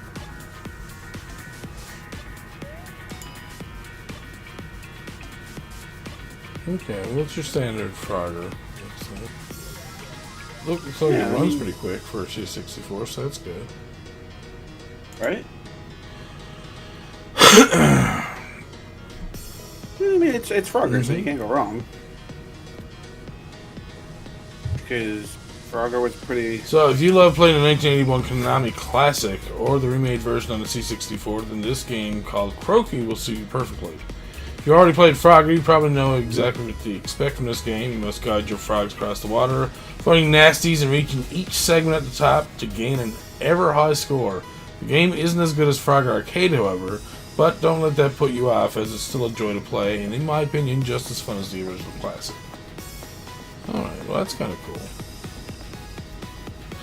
I need to get my hands on a C64, because there's a lot of good games out there. Right. Next up we have Rockball, Asteroids clone, never released on the C64 until now. Alright. Asteroids is a pretty classic game. Oh, it's Rockball. You know, like Asteroids is like a spacey thing, and Rockball is kind of not that spacey. I mean, it still is though. Seems very oh, okay. I would say it looks very basic.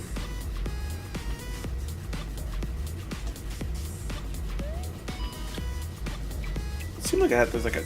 Oh, is it like reflecting the shots off? Yeah, of it the, passes yeah, through the from one asteroids. side to another. No, I don't mean the enemies. I mean like your bullets usually like pass through the. Oh, you can shoot yourself. Did you do that in Asteroids? Did you shoot yourself? I don't remember. I don't think so. It's also been like how long since I played Asteroids, so maybe I'm. I never played Asteroids much. My question is like. It's been a very long time. I mean, that was like when's the last time I picked up something like So that? fabulous news if you got a C64 and love hearing about unreleased games, as thanks to a heads up from a good friend of ours in the scene, we've been told Excess has released a game called Rockball by Rockland Corporation. Makes the news so special as the fact that the game was programmed back in '83 as a port of an also unreleased arcade game of the same name, but again was never released, at least until now. Although an interview regarding this game can be read in short, Rockball is an arcade game variant of Asteroids. Concept of big rocks that are really small sets of concentric rings, and a spaceship that could blast them into smaller rocks was essentially identical to Asteroids. The player's ship received fuel energy by destroying the rocks, which split apart into smaller rocks, each time hit by a player's missile. Okay. But yeah, you're right. It looks like you have to be careful with your shots. Yeah, because it did look like you could shoot. I was wondering why he just blew up randomly, so I guess that's why. Yeah, like I think it looked like the bullets reflect off of the. He just got killed in the edges. All right, so that's different. Yeah, I don't know if that's the same as it was in Asteroids, because I know that you can like your ship can go from one side of the screen to the other. So I think that your bullets can be the same, but I might be wrong. It's been a long time. Looks like it got really intense there for a second. All right. Yeah, Asteroids was kind of like that sort of game where it's like it geared up very quickly. We're gonna move on to our next game, which is Armortale. A lovely looking platformer gets a PC demo. Oh yeah. Looks pretty cool just from those stills.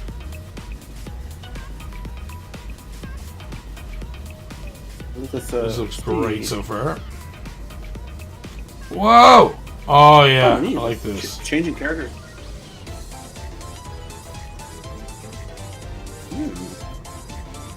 Oh, that looks really nice. Oh my god, this looks so good.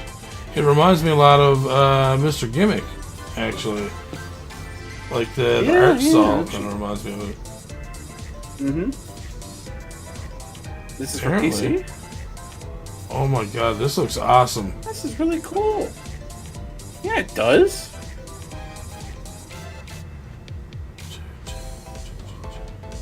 And you know who else dropped like that? Chocobo. What was that expensive game? What's his name? Little Samson. He jumps like little Samson does. Oh, I couldn't tell you because I didn't keep up with Little Samson. All the games that I've never played. Alright, so if you want a new platform that not only looks charming but has plenty of enemies and challenges to be had, then you might be keen to play this game, which is called Armortale by RPG2 Heaven. Although not released as a final edition with development still to be done, the developers have released an early demo as a teaser to the game, which is coming to itch.io and Steam soon. Armortale is an up-tempo action platformer set in a magical fantasy world. Embark on an adventure to find the 4 magic armor sets and stop 2 prison escaped demon baby foxes, from terrorizing the kingdom. The game features 4 mystical armor sets affecting your own abilities, over 10 unique locations, and a detailed world map. A not-so-typical witch, baby foxes, crows and seagulls, unique bosses, original artwork and soundtrack, and finally customizable keys and extra challenges for speedrunners. Oh! They kept the speedrunners in fucking mind! Oh god! RPG2 having you guys, you know what you're doing. Damn! Yeah, right? Added to the fucking wish list. Indeed, dude. I'm going right to Steam, right? It's going on my wish list too, damn.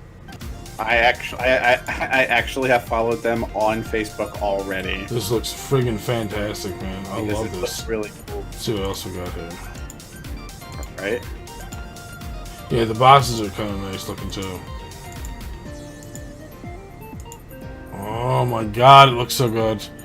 Alright, so let's just keep going because you know what'll happen. So we're going to go and move on to our next game, which is Adventure Ponies. My Little Pony comes to the Atari XLXE. 64K required. Oh, God. Oh, my God. So another heads up from Saberman as he recently contacted us to let us know that Gibbstav has released an update to his Atari XLXE game called Adventure Ponies, which is an Atari 8-bit port of the Flash game Adventure Ponies from the Hub Network. Now, if you want to play a charming game, which would also be good for kids to play, then you'll be pleased to know this game is not only family-friendly, but stars characters straight out of the cartoon My Little Pony. So let's have a look, shall we? Shall we?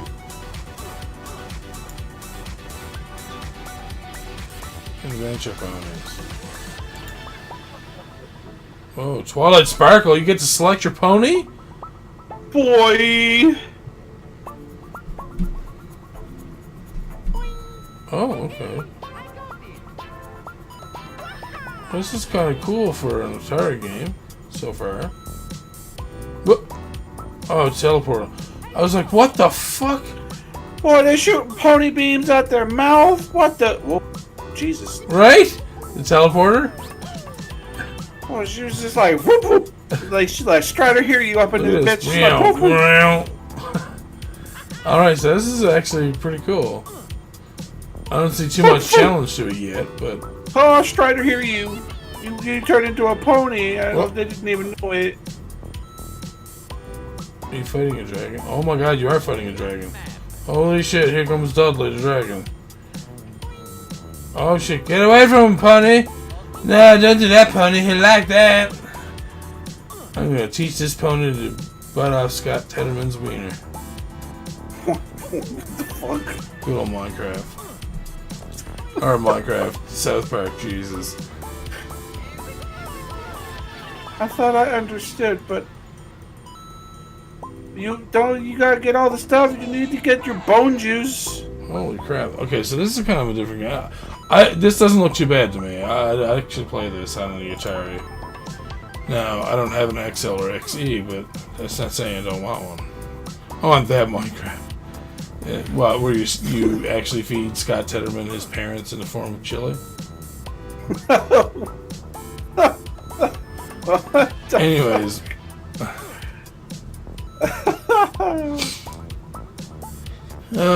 Collect the elements of harmony to be able to defeat your foes, prepare for different challenges. You jump from platform, collect apples, and teleport to fight the big nasty boss, like that big old dragon. Nasty. Moving on.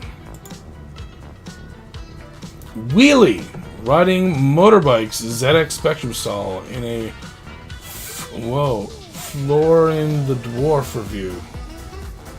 Florin the Dwarf, alright. For the dwarf. I don't even know what I mean by that. Well, if you're way too scared to go anywhere near a motorbike, let alone get on one, then Wheelie would have been the closest you would have got to an experience the thrill of a motorbike race. Also, you would need to be the same age and have owned a Spectrum when I first started playing this game, as otherwise the reference would have... Is this a friggin' review? It is a review. Herpaderpderp. My bad.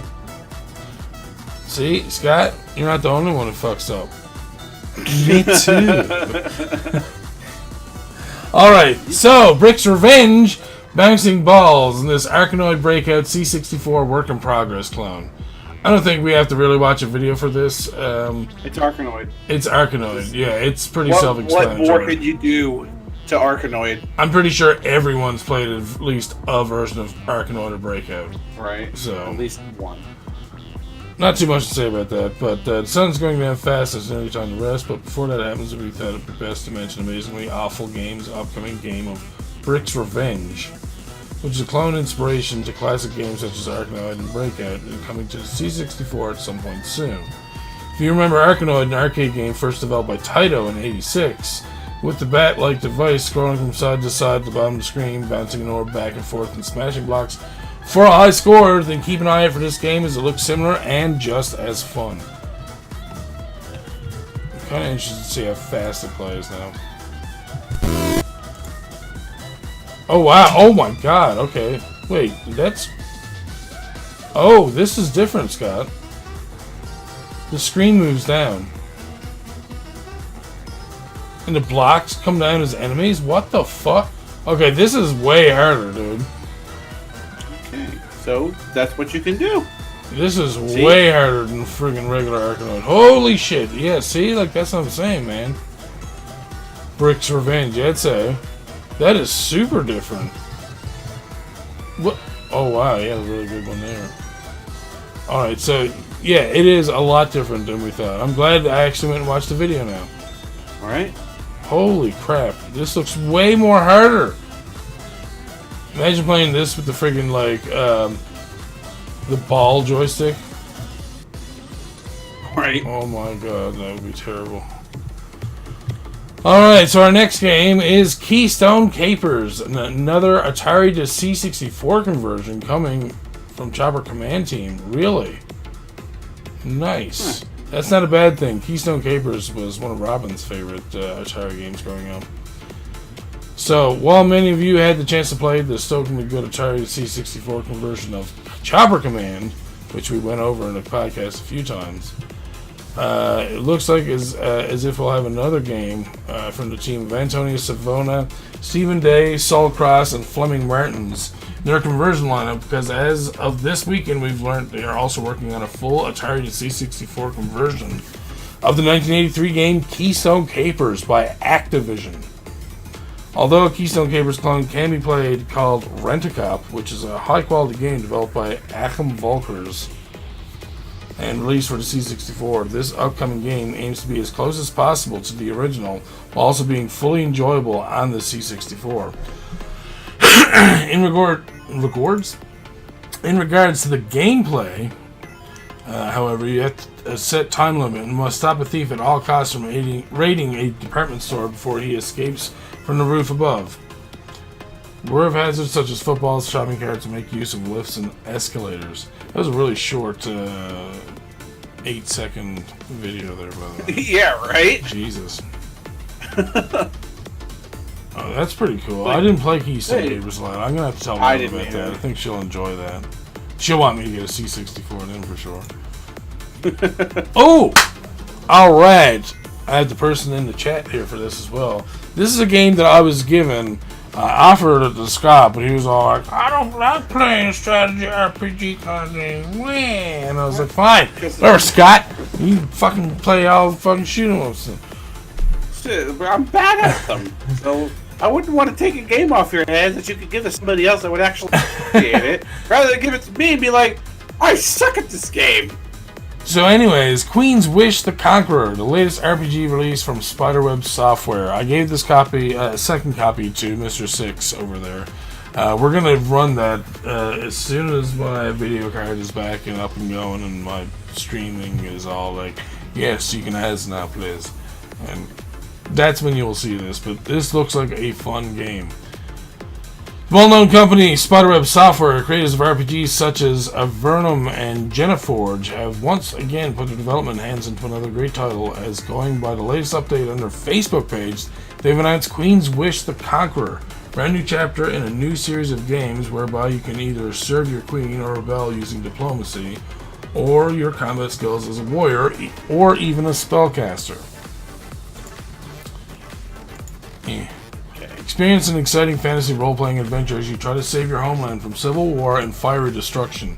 The game features over 50 hours of fantasy adventuring, an open-ended story through a variety of mysterious lands, tactical combat, exploration, both outdoors and indoors, multiple enemy types, and much, much more. So, we haven't gotten to play this yet, but it did look interesting. They're all like, hey, we would love for you to play this. I was like, can I have another copy? And they're like, sure. And they're like, I love you. And they didn't write me back after that. So, but they did give me the second copy, so that's cool. They just don't love me. And that's fine. I can understand that. It's creepy. I barely know them, so. But it looks like it's going to be interesting. I'm not 100% sure if it's actually co-op 2-player. Let's go to the Steam page. We should find out that information there.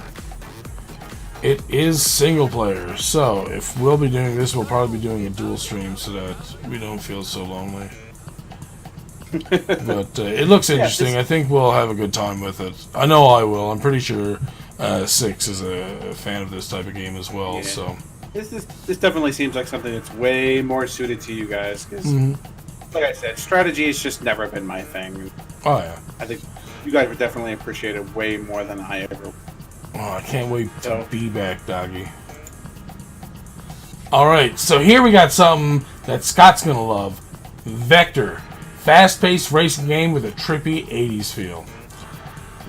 So, let's just play this video here. It's only a minute and a half. Trawling through the Game Jolt website looking for some awesome games to play, and we've come across a game called Vecter, which is currently at an early access stage by Terminator. This game that's available to download right now is an arcade, fast-paced, non-stop runner whereby vector graphics, neon lights, and a trippy 80s feel will hopefully pull you in as you try not to slam into dangerous obstacles. Oh my god, this actually looks fucking awesome. Yeah, it does. I knew Scott would love it. I know it's my Scott, but he's mine too. I bought him at Walmart. It was a pretty penny, but they wrapped him up for me. It was great. As noted by the description, Vecter is a fast-paced runner and at some point shooter is a fast-paced runner and shooter game where your goal is to survive by the skin of your teeth. So there is shooter aspects to this as well. Get in your ship, you push the throttle on max, rip it out of the console, and then try to survive for as long as possible. Oh god. It's so cool. I like this stuff. Like, I love the look of this. Like the look of it is like, again, I don't want to be too disgusting. I'm sorry. So here's the thing. One of my favorite things in Star Fox was like when you got to Andros and you had to like weave your way in and out all tight, narrow corridors and stuff like that. I loved those portions of it. Doing that faster? Oh, hell yes. It looks like, I would imagine that it's one of those games where it's procedurally generated, so it's not always the same game. Yeah. But yeah, this looks really good. So, obviously, there is a place that you can download it for PC right now. Oh, yeah? Oh, yeah. I'm going to have to check this out. So, if you are interested, look for the, actually, let's go to the PC download. Yeah, Vecter.online is the game's website. Oh my lord, Scott, look at this. Vecter. You see how you move your back like fins like extend backward? And it's like they like grab some wind or something, or like some air to like move you back and forth or something. It's pretty cool. What'd you say it was again? Vecter, Vecter .online. So, I have to eat up a little bit of time here. I actually just downloaded Vecter, and I really kind of want to see what version unknown. The question is, there going to be controller support, or is there going to be PC, or is this going to be some sort of other support? Downloading version 0.1.1.0. You can just download. You can just go right to their website, which was, again, it was Vecter.online. And you just download it right from their site right there. So you got that going for you. Alright, let's see. Taking a little bit of extra time to download, you know what I'm saying?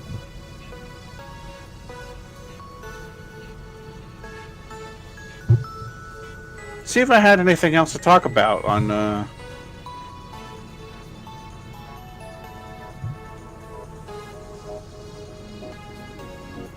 Of course, they added some other Pokemon Go stuff on an article.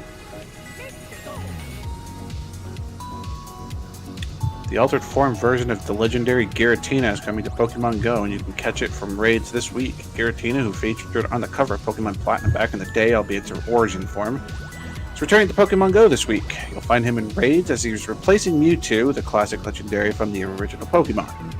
Giratina popped up during the Halloween 2018 event, but he's generally elusive. Now's your shot to fill a space in your Pokedex. Giratina will be available from Monday, September 23rd at 1 p.m. PTD to Thursday, October 17th. You'll also be able to catch a shiny form if you're really lucky.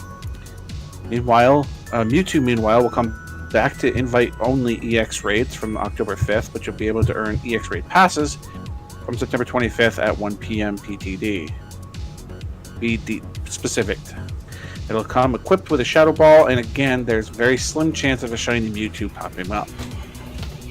Pokemon Go just got Unova Pokemon last week, so it's understandable if you're still pretty focused on trying to catch a Snivy. All right. In any case, it's going to be a busy few weeks for the game. Oh, some sub-bits. Hey! Oh, yeah. Subway. Oh, those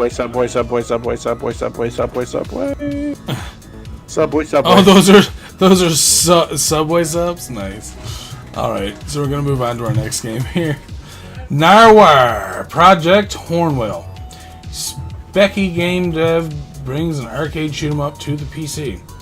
Alright, so UltraNarwhal has turned his attention away from the ZX Spectrum this time around. As moments ago, he contacted us to tell us that he has released his arcade shoot 'em up called NARWHAR Project Hornwhale for the PC. This game available to buy through itch.io is a game created using Construct 2 over the course of the last 4 years, put you in control of a choice of rays on a mission to dispose a dictator that took their free milkshake away. Wait, what? Special moves! Oh shit! It's like you're fighting Pigtron or whatever it's called. This actually doesn't look terrible either. This looks pretty good. Alright, so if ZX Spectrum games are not to your liking, but you still want a cool looking game to play, then you'll pleased to know this game features multiple difficulties: easy, normal, hard, and YOLO. Different endings, 50 different power-up variants, 2 characters to choose from, password system for resuming play on easy, normal difficulties, what everyone likes the sound of. It's DRM free. Hey! Right? Everyone likes that. Good old germ free, dermatitis. Oh, my dog is all the way over there. That's good. I won't run over his tail if I move my chair now. That's what I gotta be afraid of. I find everything sexual. What about a chair? Sit on it, brother. An airplane? Big dick flying through the sky. What about a button-down shirt? You mean a gaping butthole and 10 Sit on it. What? He's toast. I'll go solid snack on his ass. Jesus. Call it snack a snack. Alright, well that doesn't look like too bad of a game actually. Good job, UltraNarwhal, sorry. Alright, so quick little update. Soul Force, Sarah Jane Avery's upcoming C64 shoot 'em up looks better than ever. Yes. So that means that we're going to be quite happy with this. While many of you are still eagerly awaiting Sarah Jane Avery's upcoming RPG of Riley Witch Chronicles, which seems to have been put aside for the time being, you might be interested to know that the ex-Sega game developer and author has also released brand new Stage 7 footage of the upcoming game Soul Force. This is a new game and second shoot 'em up from Sarah, as the previous one was a fantastic top-scrolling shoot 'em up called Neutron, C64 game which gained very favorable reviews. Oh, okay, we gotta watch. We gots to watch. Yes, we do. Yes, we do. Oh, I'm making this big. Oh. You should still be able to see. So am I. Okay, we can still see pretty good in the stream there, I think. Yeah. Oh my god. I still can't believe that this is for the C64. I know, right?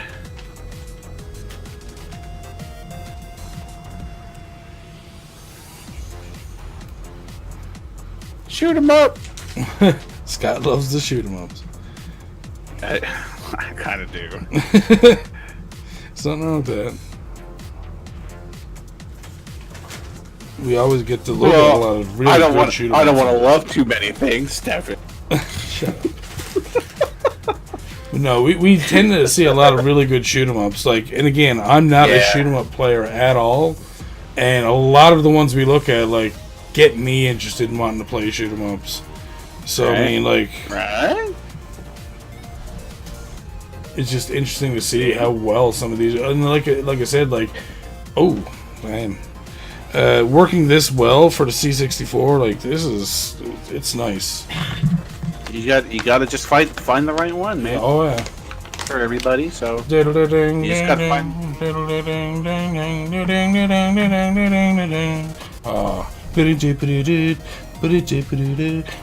Star Force, I love it.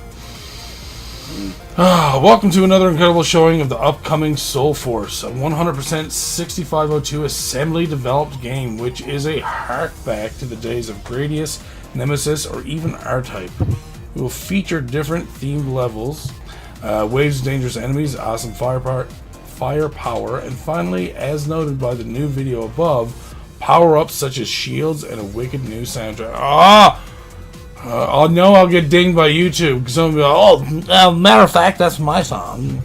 And I hope Sarah is doing it because then she probably wouldn't ding me for it, but I'm not going to test. Sarah, please don't ding us. We really like your game. Really. Well, I don't put any of the music in because I'm afraid it's going to happen all the time. We really like your game. We would love to hear from you. Yeah. She we've heard from her. At least I have through Twitter. Yeah. Oh yeah. Well, she's quite happy with us covering her game as well. Which I mean, I'm not surprised. Everyone's happy to get free publicity whenever they can. Why not? Hey, heard you guys, or heard that there's these guys have a podcast. If you have to, like, come on over, give us a talk. I'm just saying. Yeah, you're more than welcome. Yeah, to hell yeah, to come and watch a podcast, to even join us for an interview if you're interested. Yeah, absolutely. And that goes for any indie developer, really. I mean, if anyone out there actually wants to talk to us about their game or whatever, feel free to let us know. I mean, we've done it once before, and we know other indie developers and stuff, so, we're not strangers to it by any means. Alright. We would love to have you. I have one last segment here from Indie Retro News. Fit for a King. NES-style retro tutor RPG out now. Ever wanted to be King of England? Fancy changing the whole church just so you can marry who you want?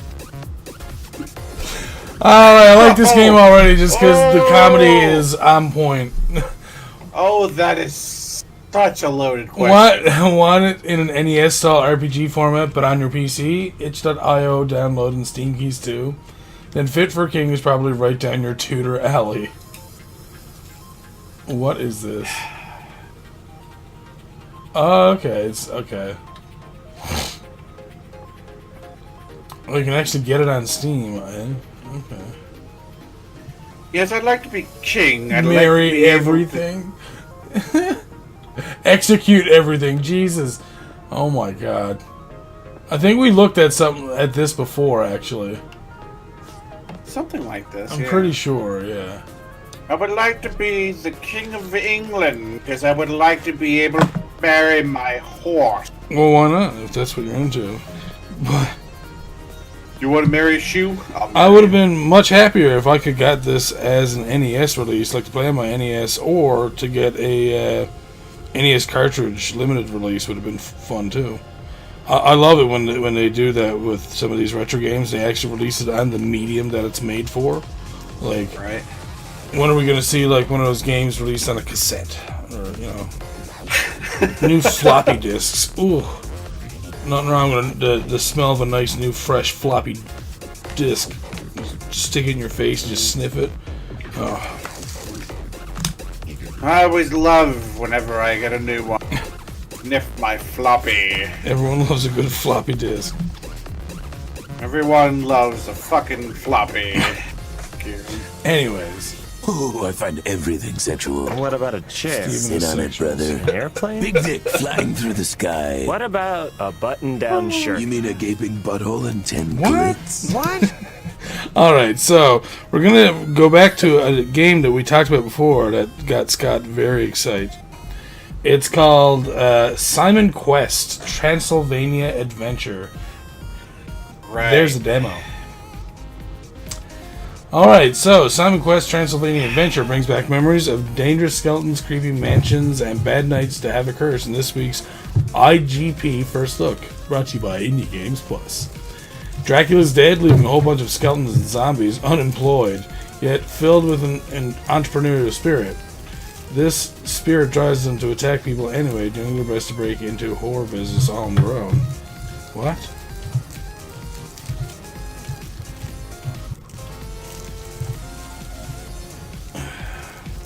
Their candy spirit is almost touching, except it's touching you with claws and fangs to make your life quite difficult.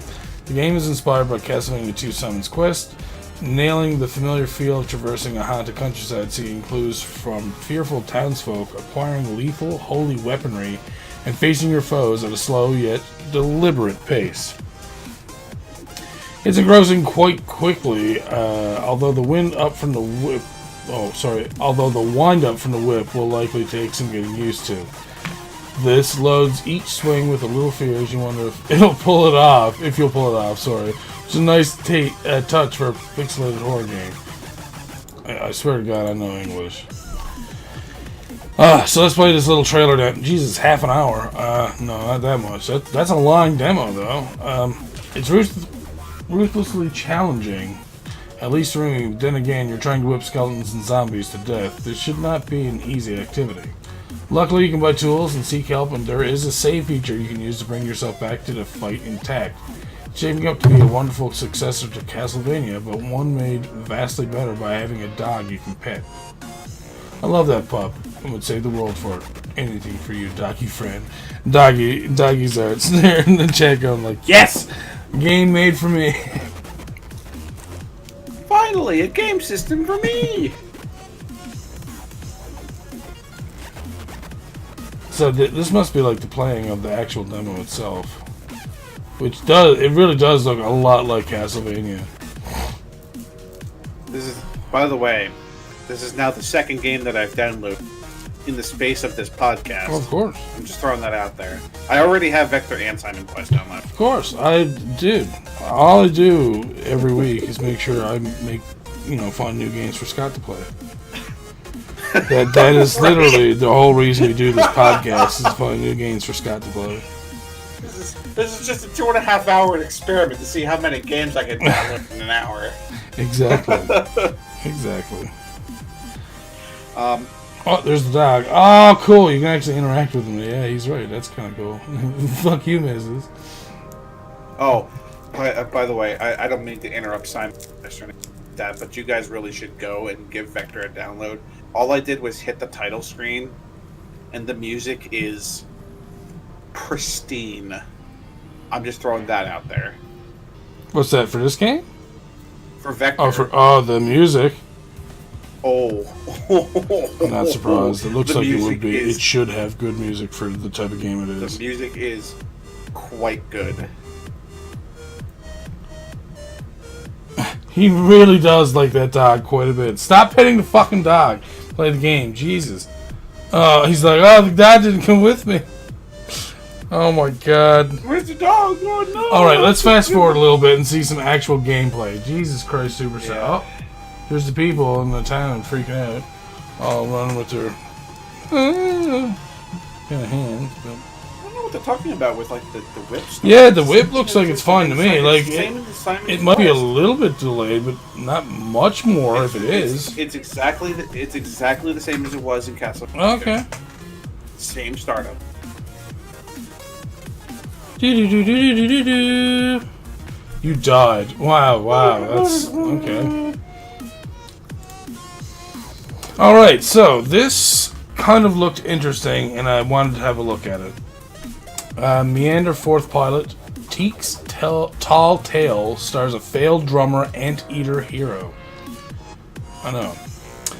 So, Meander 4th pilot Teak's tall tale revolves. Jeez, that's so hard to say. Why would you do that? Revolves around the world in disarray, and the protagonist straight up not having a good time. In this platform, you'll have to take down your enemies and help the protagonist gain some self-worth. What the f... So we've got an emo anteater. That's good. Oscar Teak, the name of the anteater-esque hero, has been kicked out of his band on the first day. Jesus, that didn't take long. Yeah, we're gonna use you as our drummer. And then like an hour later, like, yeah, so we say we're gonna have you as a drummer, but we found someone better. So you're out. Oh. Alright. Nice guys. Just rip a random guy off the street. It's like, hey, you're gonna be a band. And you're like, alright. Sits down, starts playing. It's like, I have no idea what the fuck I'm doing. Like, I don't play the drums. I don't play any instruments. Who the fuck are you? And as if this wasn't enough, plant life is revolting and his friend is missing. Talk about kicking a guy when he's down. You'll be in charge of taking down this ferocious fauna in a platforming run-and-gun style game, complete with giant flower bosses. That's strange as well.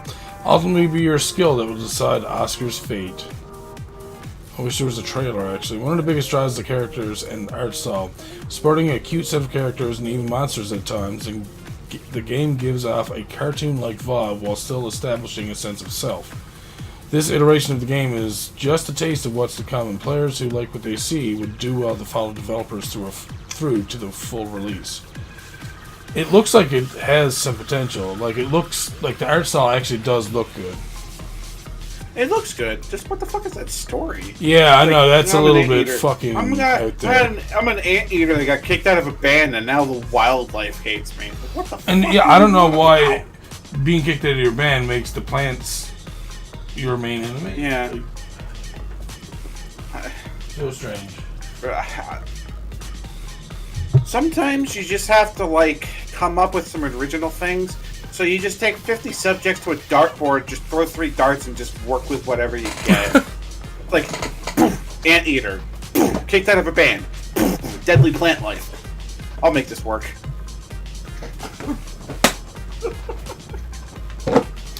I've seen stranger games, Scott. Shower with your dad simulator. Like, seriously? There was never a time in my life, let me just get this out here, that I've ever showered with anyone's dad. What the hell was that one that they played on Game Grumps? It was like... Oh, is that the one where you're met your friends? Mr. Johnson or whatever his name is? Yeah, where you, like, you grab like people by the junk as you're, like, building up this ladder? No. Okay. Sorry, Scott, I don't know all the Game Grumps stuff. What the hell was it called? Fuck Mr. Hatcher. There you go. The game is called Fuck Mr. Hatcher. It was literally a game of a young boy who finds out or discovers that he's gay, and he's in love with his like good friend's dad. Oh, what? And the entire yes, I have heard of that game. What the fuck, man?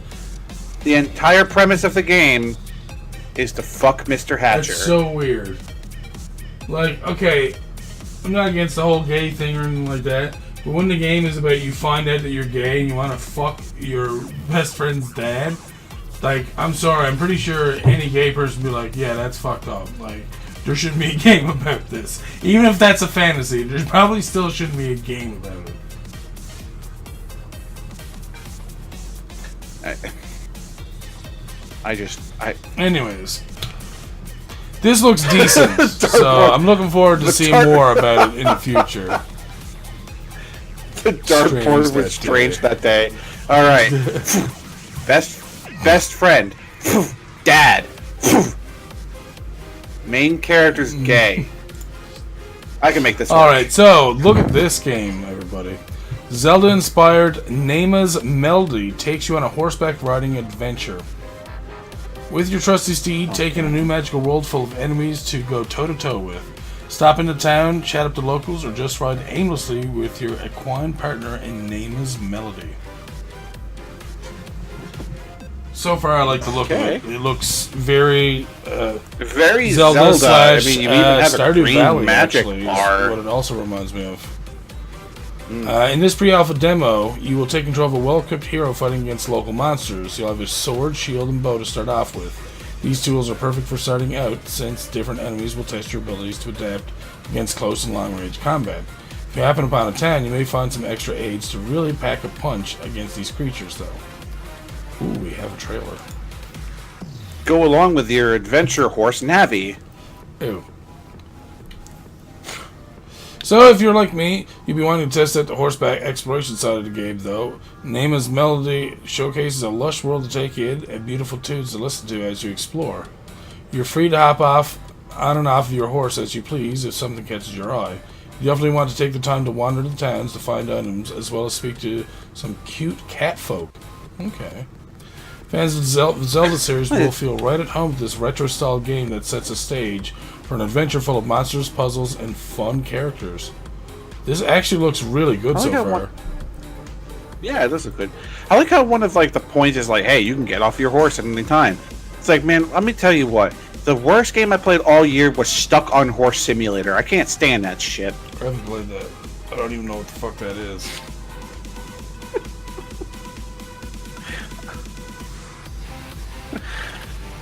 Never mind.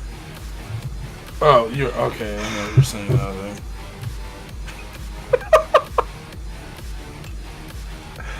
I thought you were being serious that you actually played a game like that. I was like, no. What the fuck? No.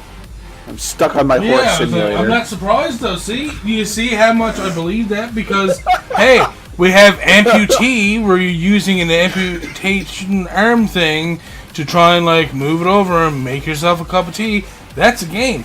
Oh, how about that fucking game where you're a piece of fucking bread and you're trying to make it across the room into the toaster without getting too dirty so that you can get toasted? Are you serious? You know what else? You know what else is a game? Roombo. Let's not talk about that again. Anyways, Naima's melody looks like it's really, really nice.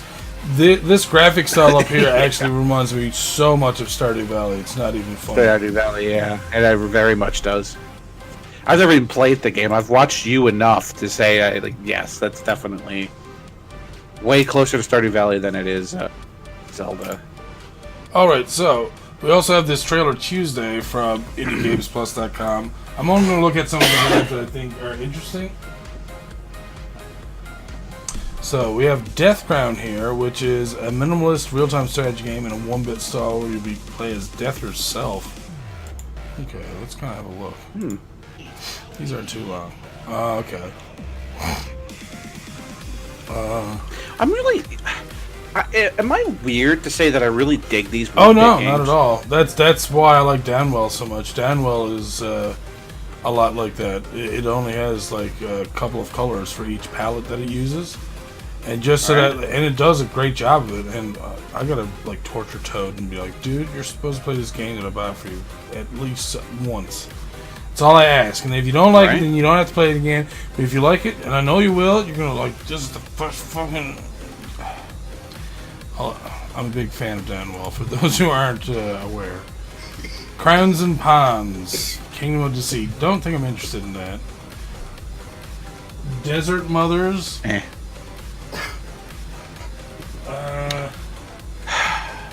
Meditative multiplayer virtual reality experience. Alright, let's move on. I was about to say, it's oh boy, you don't want me talking. Alright. This one here is called Nubla. Dive into the paintings of artists from the Museum of Modern Art, Thyssen-born Ms. Oh my god, in a point-and-click adventure to take you through a fantastic world of Nubla, full of puzzles and forgotten places. This might look good. Might. 6 wants to get toasted, apparently.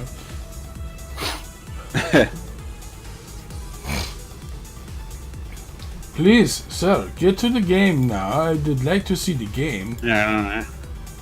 Oh, I'm not a fan of the art style. Nope. I don't like these sort of. I don't like these ones that look like they're literally paper. Yeah, I'm just. It's not something I'm into.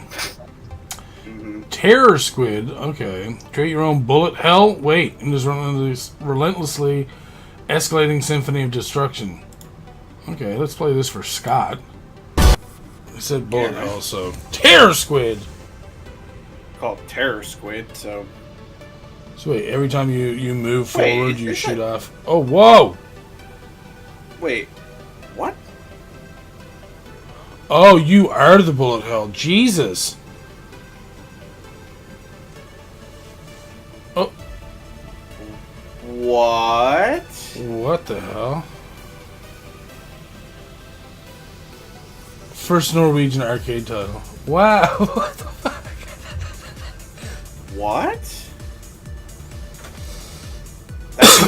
That's a really different It really idea. is, yeah. We've seen a couple of like strange shoot 'em ups recently that Yeah. were kind of like, wow. That's really cool. You know, when you think of bullet hell, it's just like, all right, you're going to shoot at things from the top of the screen, going, you know, from the bottom of the screen. Putting it on a 360 plane, that's different enough on its own. Making you the bullet hell, kind of trippy. Yeah, that's it's really different. That's really cool. So, take a look Also, at this game. Terror Squid. So. Whipseey and the Lost Atlas. Jump and whip your way through an epic adventure to help Whipseey solve the mystery of the Lost Atlas in this retro-inspired action platformer. Looks like Kirby. So Kirby. Say. By Blowfish, alright. Blow your fish. I don't know what I mean by that. Sir. Okay. No, I don't care. Yes, this is what I want to say. I like it. This is Yeah, this is better than Kirby. Well, no, I shouldn't say that. I'm sorry. I apologize. I apologize. I'm sorry. This is... Might I actually throw this out here? This is Kirby-vania. Yeah. Yeah, that is a good way to put that, actually. This is really cool. I would love to play this. Because you don't have the Kirby type things where you're actually getting you're not getting any power-ups from your enemies or anything. You're actually just killing enemies with a whip that's attached to your arm. It's your arm basically becomes the whip. But you have different ways of using the whip. Like you can spin it around your head and use it like kind of as a slow hovering helicopter, so you slowly float down as opposed to just falling. So there's a couple of different power-ups. Again, I know you guys are listening more than watching, so but yeah, that looks fun. I would definitely play that. It's on the Switch. I'm not surprised.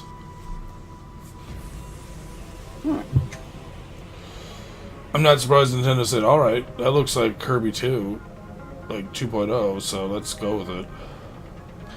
Path of Giants doesn't look like something I play, it looks like a puzzler. This looked really weird. It's called Clusterphobia, an action puzzle where you need to figure out how environment works and shoot sometimes. I'm like, what? It looked like a clusterfuck of garbage. Look at this! I'm going to tell you a little bit about my small game scope. Okay, no, I'm done. No. Yeah, no, I'm done with that. What? Ooh, alright. This sounds like it could be alright. Explore a Wild West inspired world in a steampunk airship. A turn-based tactical CRPG with a focus on characters and story. This is called Age of Grit. The West. Oh, just to follow up here, just for everybody's interest, Whipseey is $6 What? on Steam. Throw that out there. It's $6. Wow. Reminds me of Epic Yarn. Yeah, I can see that. Yep. But sorry. No, it's fine. That's cheap, dude. That's a good heads up to give anyone, because that was a really nice looking game. That's definitely going under recommended. That was nice. Yeah. I'm going to actually hit that, go to the store, and wishlist that real quick.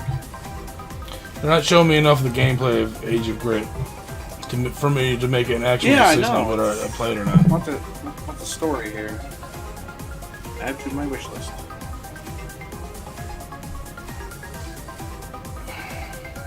So there you go. Okay, I'm not sure if I like Age of Grit or not. It didn't really show us enough. Alright, so this looked interesting as well. I think this is the last... Yeah, it is the last one before we get to our Kickstarters. Super Hiking League. I know it sounds dumb, but the art style looks good, like the pixely looking stuff.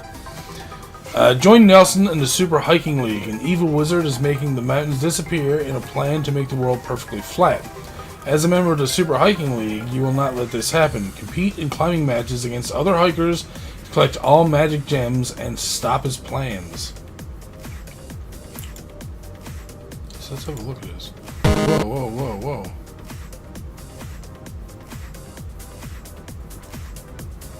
Oh wow, you actually compete on the same map, you just look at yourself. Okay.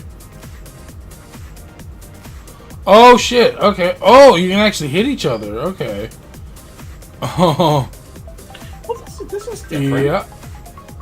Oh! Alright. So that's what you do. So if you're competing against... If it's competing against other players, I probably wouldn't like it as much just because I don't really look for competition that much. Hey, wait! Does that guy look like the guy from Super Pitfall? Yes, he does. Oh, that's cool. I really hope that they do shit like that. That is fucking awesome. Oh, he's going. Oh, he's going. Oh! Yeah. Oh! You hit him again. Oh, he's got it, though! You didn't beat him that time. I'm sorry, I got into it. This actually looked fun as well. Shit. This is like... It's like DuckTales, the final level of the game. You know what I'm saying? Alright. So, we're going to move into our Kickstarters, which we only actually have 3. The first one was fully funded in 4 hours. Oh boy, does this say Cyberpunk? Yeah, Zenith. I'm pretty sure we looked at this before. Before it was even being put into Kickstarter. I'll have to see this because you know what? I do remember saying something. They were looking for 33,000. They're currently at 318,000. That is crazy. So I'm interested in what's going on in this game. Hey, Craig Robinson. Never mind. Hey, can I stop talking and show us the game? Jesus. Hey, the lady, we want to see the game, please. Just saying. Dude. Alright. Not showing me. Yeah, none of this is really super exciting for me yet. Yeah, like the character design there just didn't really strike me as anything like super. Whoa.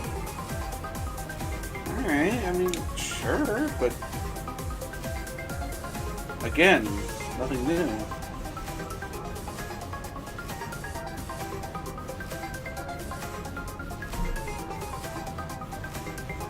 Alright, I'm a little less excited than I was before. I mean, I know that it's still in development, so everything is due to change in time, so.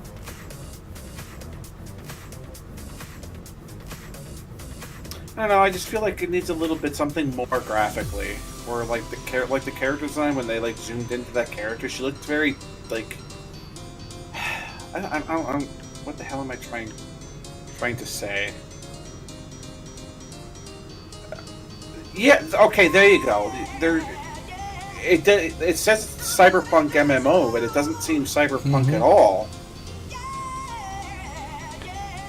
I mean she looked like a WoW character, where it's like there's really not much to the facial features and stuff like that. Where it's like I like the game, like games like Dauntless, where there were like your characters actually looked like they were real people, and I mean real as Dauntless's art style would let you, but you know what I'm saying. So yeah, I think I'm pretty much gonna pass over this one. I feel like we might have covered that at some point, actually. We might have. Yeah. Alright, next one is Day of Dragons. This was... They were looking for 15,000. They're at 462,000.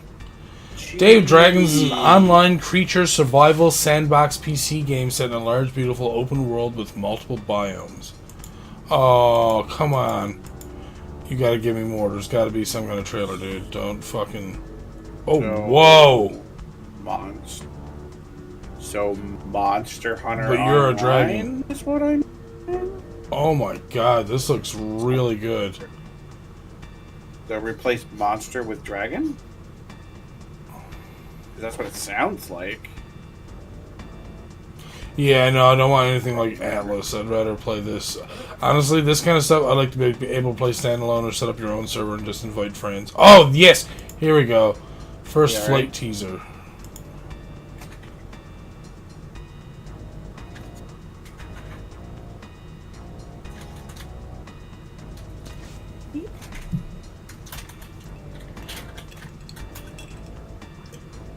Okay.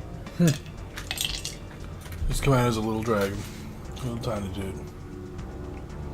There it goes. Wait, are you the dragon? Oh, that's what I was saying, man. Like you're actually playing from. I missed. Yeah, you're playing as a little tiny dragon that's literally hatched from an egg up until you become a big ass fucking. So it's kind of like Monster Hunter meets Evo. I would almost say more like what's that game? Ark. Right. It kind of same front. Well, not really, but.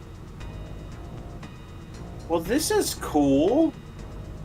I like this idea. Oh, no one can see you while you're inside that bush? Is that what that is? Okay, this is really awesome. I'm loving this so far. I will name my dragon John Cena. Of course you will.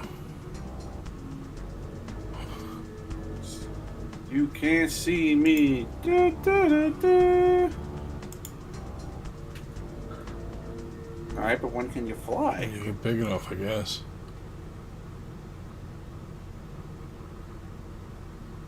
There you go. Okay.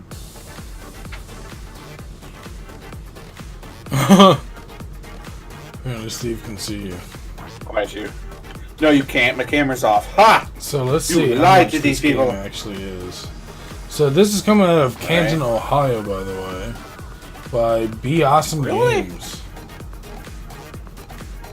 Like, that's like 5 hours from me? Hold on. Wow, that's actually not much. It looks like it's $24. $18 US. You'll get... Canton, Ohio takes me 5 hours. That's $18 US, and you receive a thank you email. Day of Dragons game on PC with Steam Early Access starting November 21st. That's pretty awesome.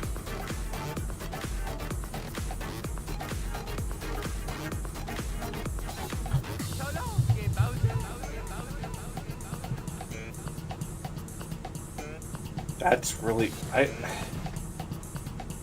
I like dragons. Don't get me wrong. I think this is a really neat and different perspective, where it's like this is like the natural survivor thing. Like, hey, you are make yourself all your stuff. Being a dragon, that's totally different, because it's like now not only do you have to do all the stuff to survive just being big enough to be able to fly. Now that you can fly, you're going to have people who are going to be like, hey, it's Skyrim. We got to shoot this man down. I got to make my armor. And that sort of stuff. Unfortunately, Steve, I am the pig when it comes to the Chinese zodiac. There's only like the rat is the only other one that would be like any worse than the pig. You could be the cock. Throw that out there. You know who's a cock? My wife. What are you supposed to be? My wife's I'm a dog. Steve is a dragon. You got all kinds of different zodiac peoples. So yeah, this looks like a very interesting game. They had some actually really cool deals here. Like for $50 US, you get 2 copies of Day of Dragons PC Steam, 2 Steam Early Access, and 2 Beta Access. So you could actually bring a friend in with you if you really wanted to. You know what, Steve? You know what? No. You know what? I'm gonna pee on your goddamn leg.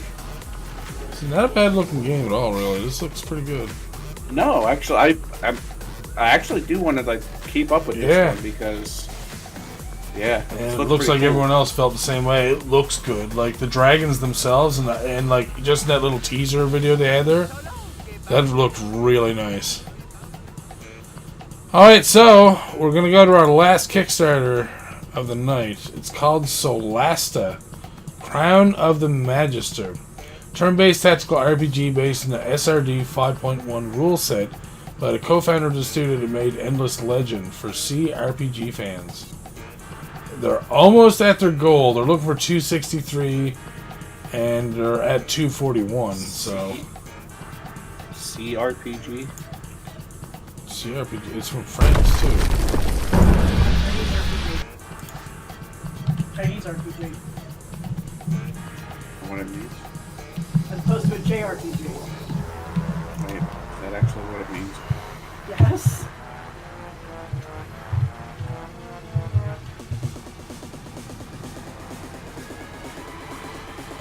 No. By the way. Computer. Oh. Haha. Shut up. Anyway. Okay, but JRPGs. Yeah. Big difference. But there's still... Anyway. I am a fan. Also known as classic RPG, by the way. Okay. So it's kind of gonna be. It's like it's Baldur's almost Gate like here. D&D. This looks pretty good so far. I'm enjoying this. It really does give me like that Baldur's Gate feel.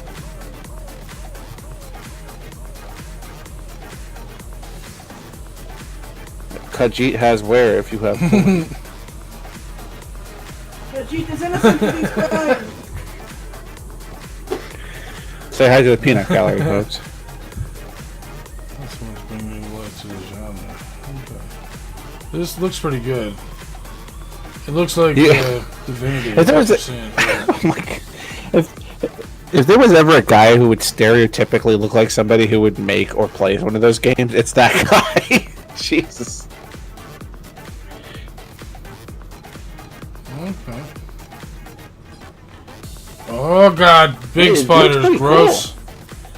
Cool. See, that's what you get for looting stuff. You gotta kill the spiders now.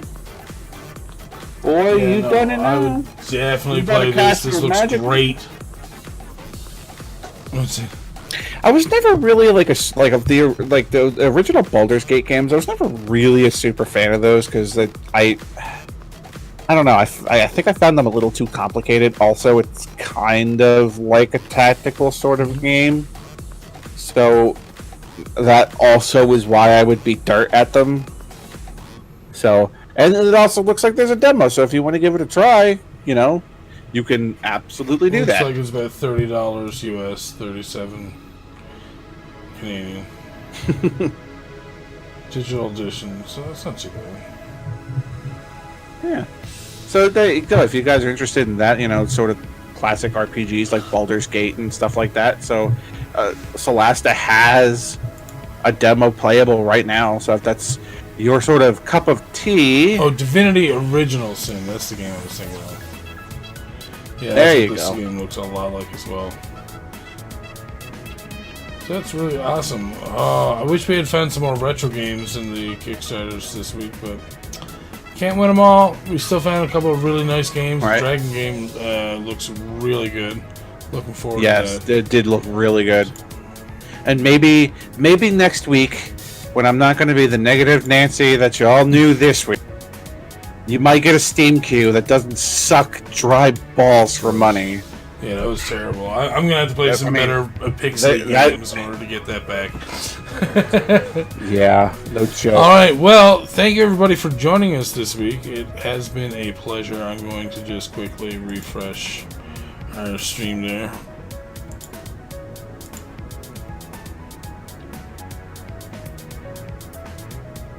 Give it a quick refresh. Yeah, I know. You just tasted, Scott. Alright, so, I just done a refresh real quick. I'm just going to see who is on and actually playing something fun. Let's see. We've done him last time, I'm pretty sure. I'm trying to find somebody fun. You know what? I'm going to host somebody bigger, just because there's not too many people on right now. So, we're going to throw a host over to Mr. Mike Matei live. If you don't know who Mike Matei is, he's the one of the guys that works with the angry video game nerd James Rolfe in order to make his videos and stuff, and he does a lot of things on his own. He's a big gamer slash. I'm sorry. I didn't mean to interrupt. My wife exploded in her face in the background. Yeah, no, he does a lot of reviews. He's a big collector as well. So, I'm going to send you over to him. Everyone can go say hello. Have yourselves a good evening. I'll get the podcast up as soon as we can. And hopefully, let's see. So, this time next week, I might be here with Steve doing a podcast because Scott's going to be gone. Yeah. But we will not have a video card until the day after. So, that sucks. Mm-hmm. So I will see you guys in 2 weeks. You guys have a good weekend. You guys have a good next weekend. And we will see you guys next time on Oh my god. Fucked up our name. Alright. We will see you guys next time on the Retro Indie Pixels podcast. Have a good night, everybody.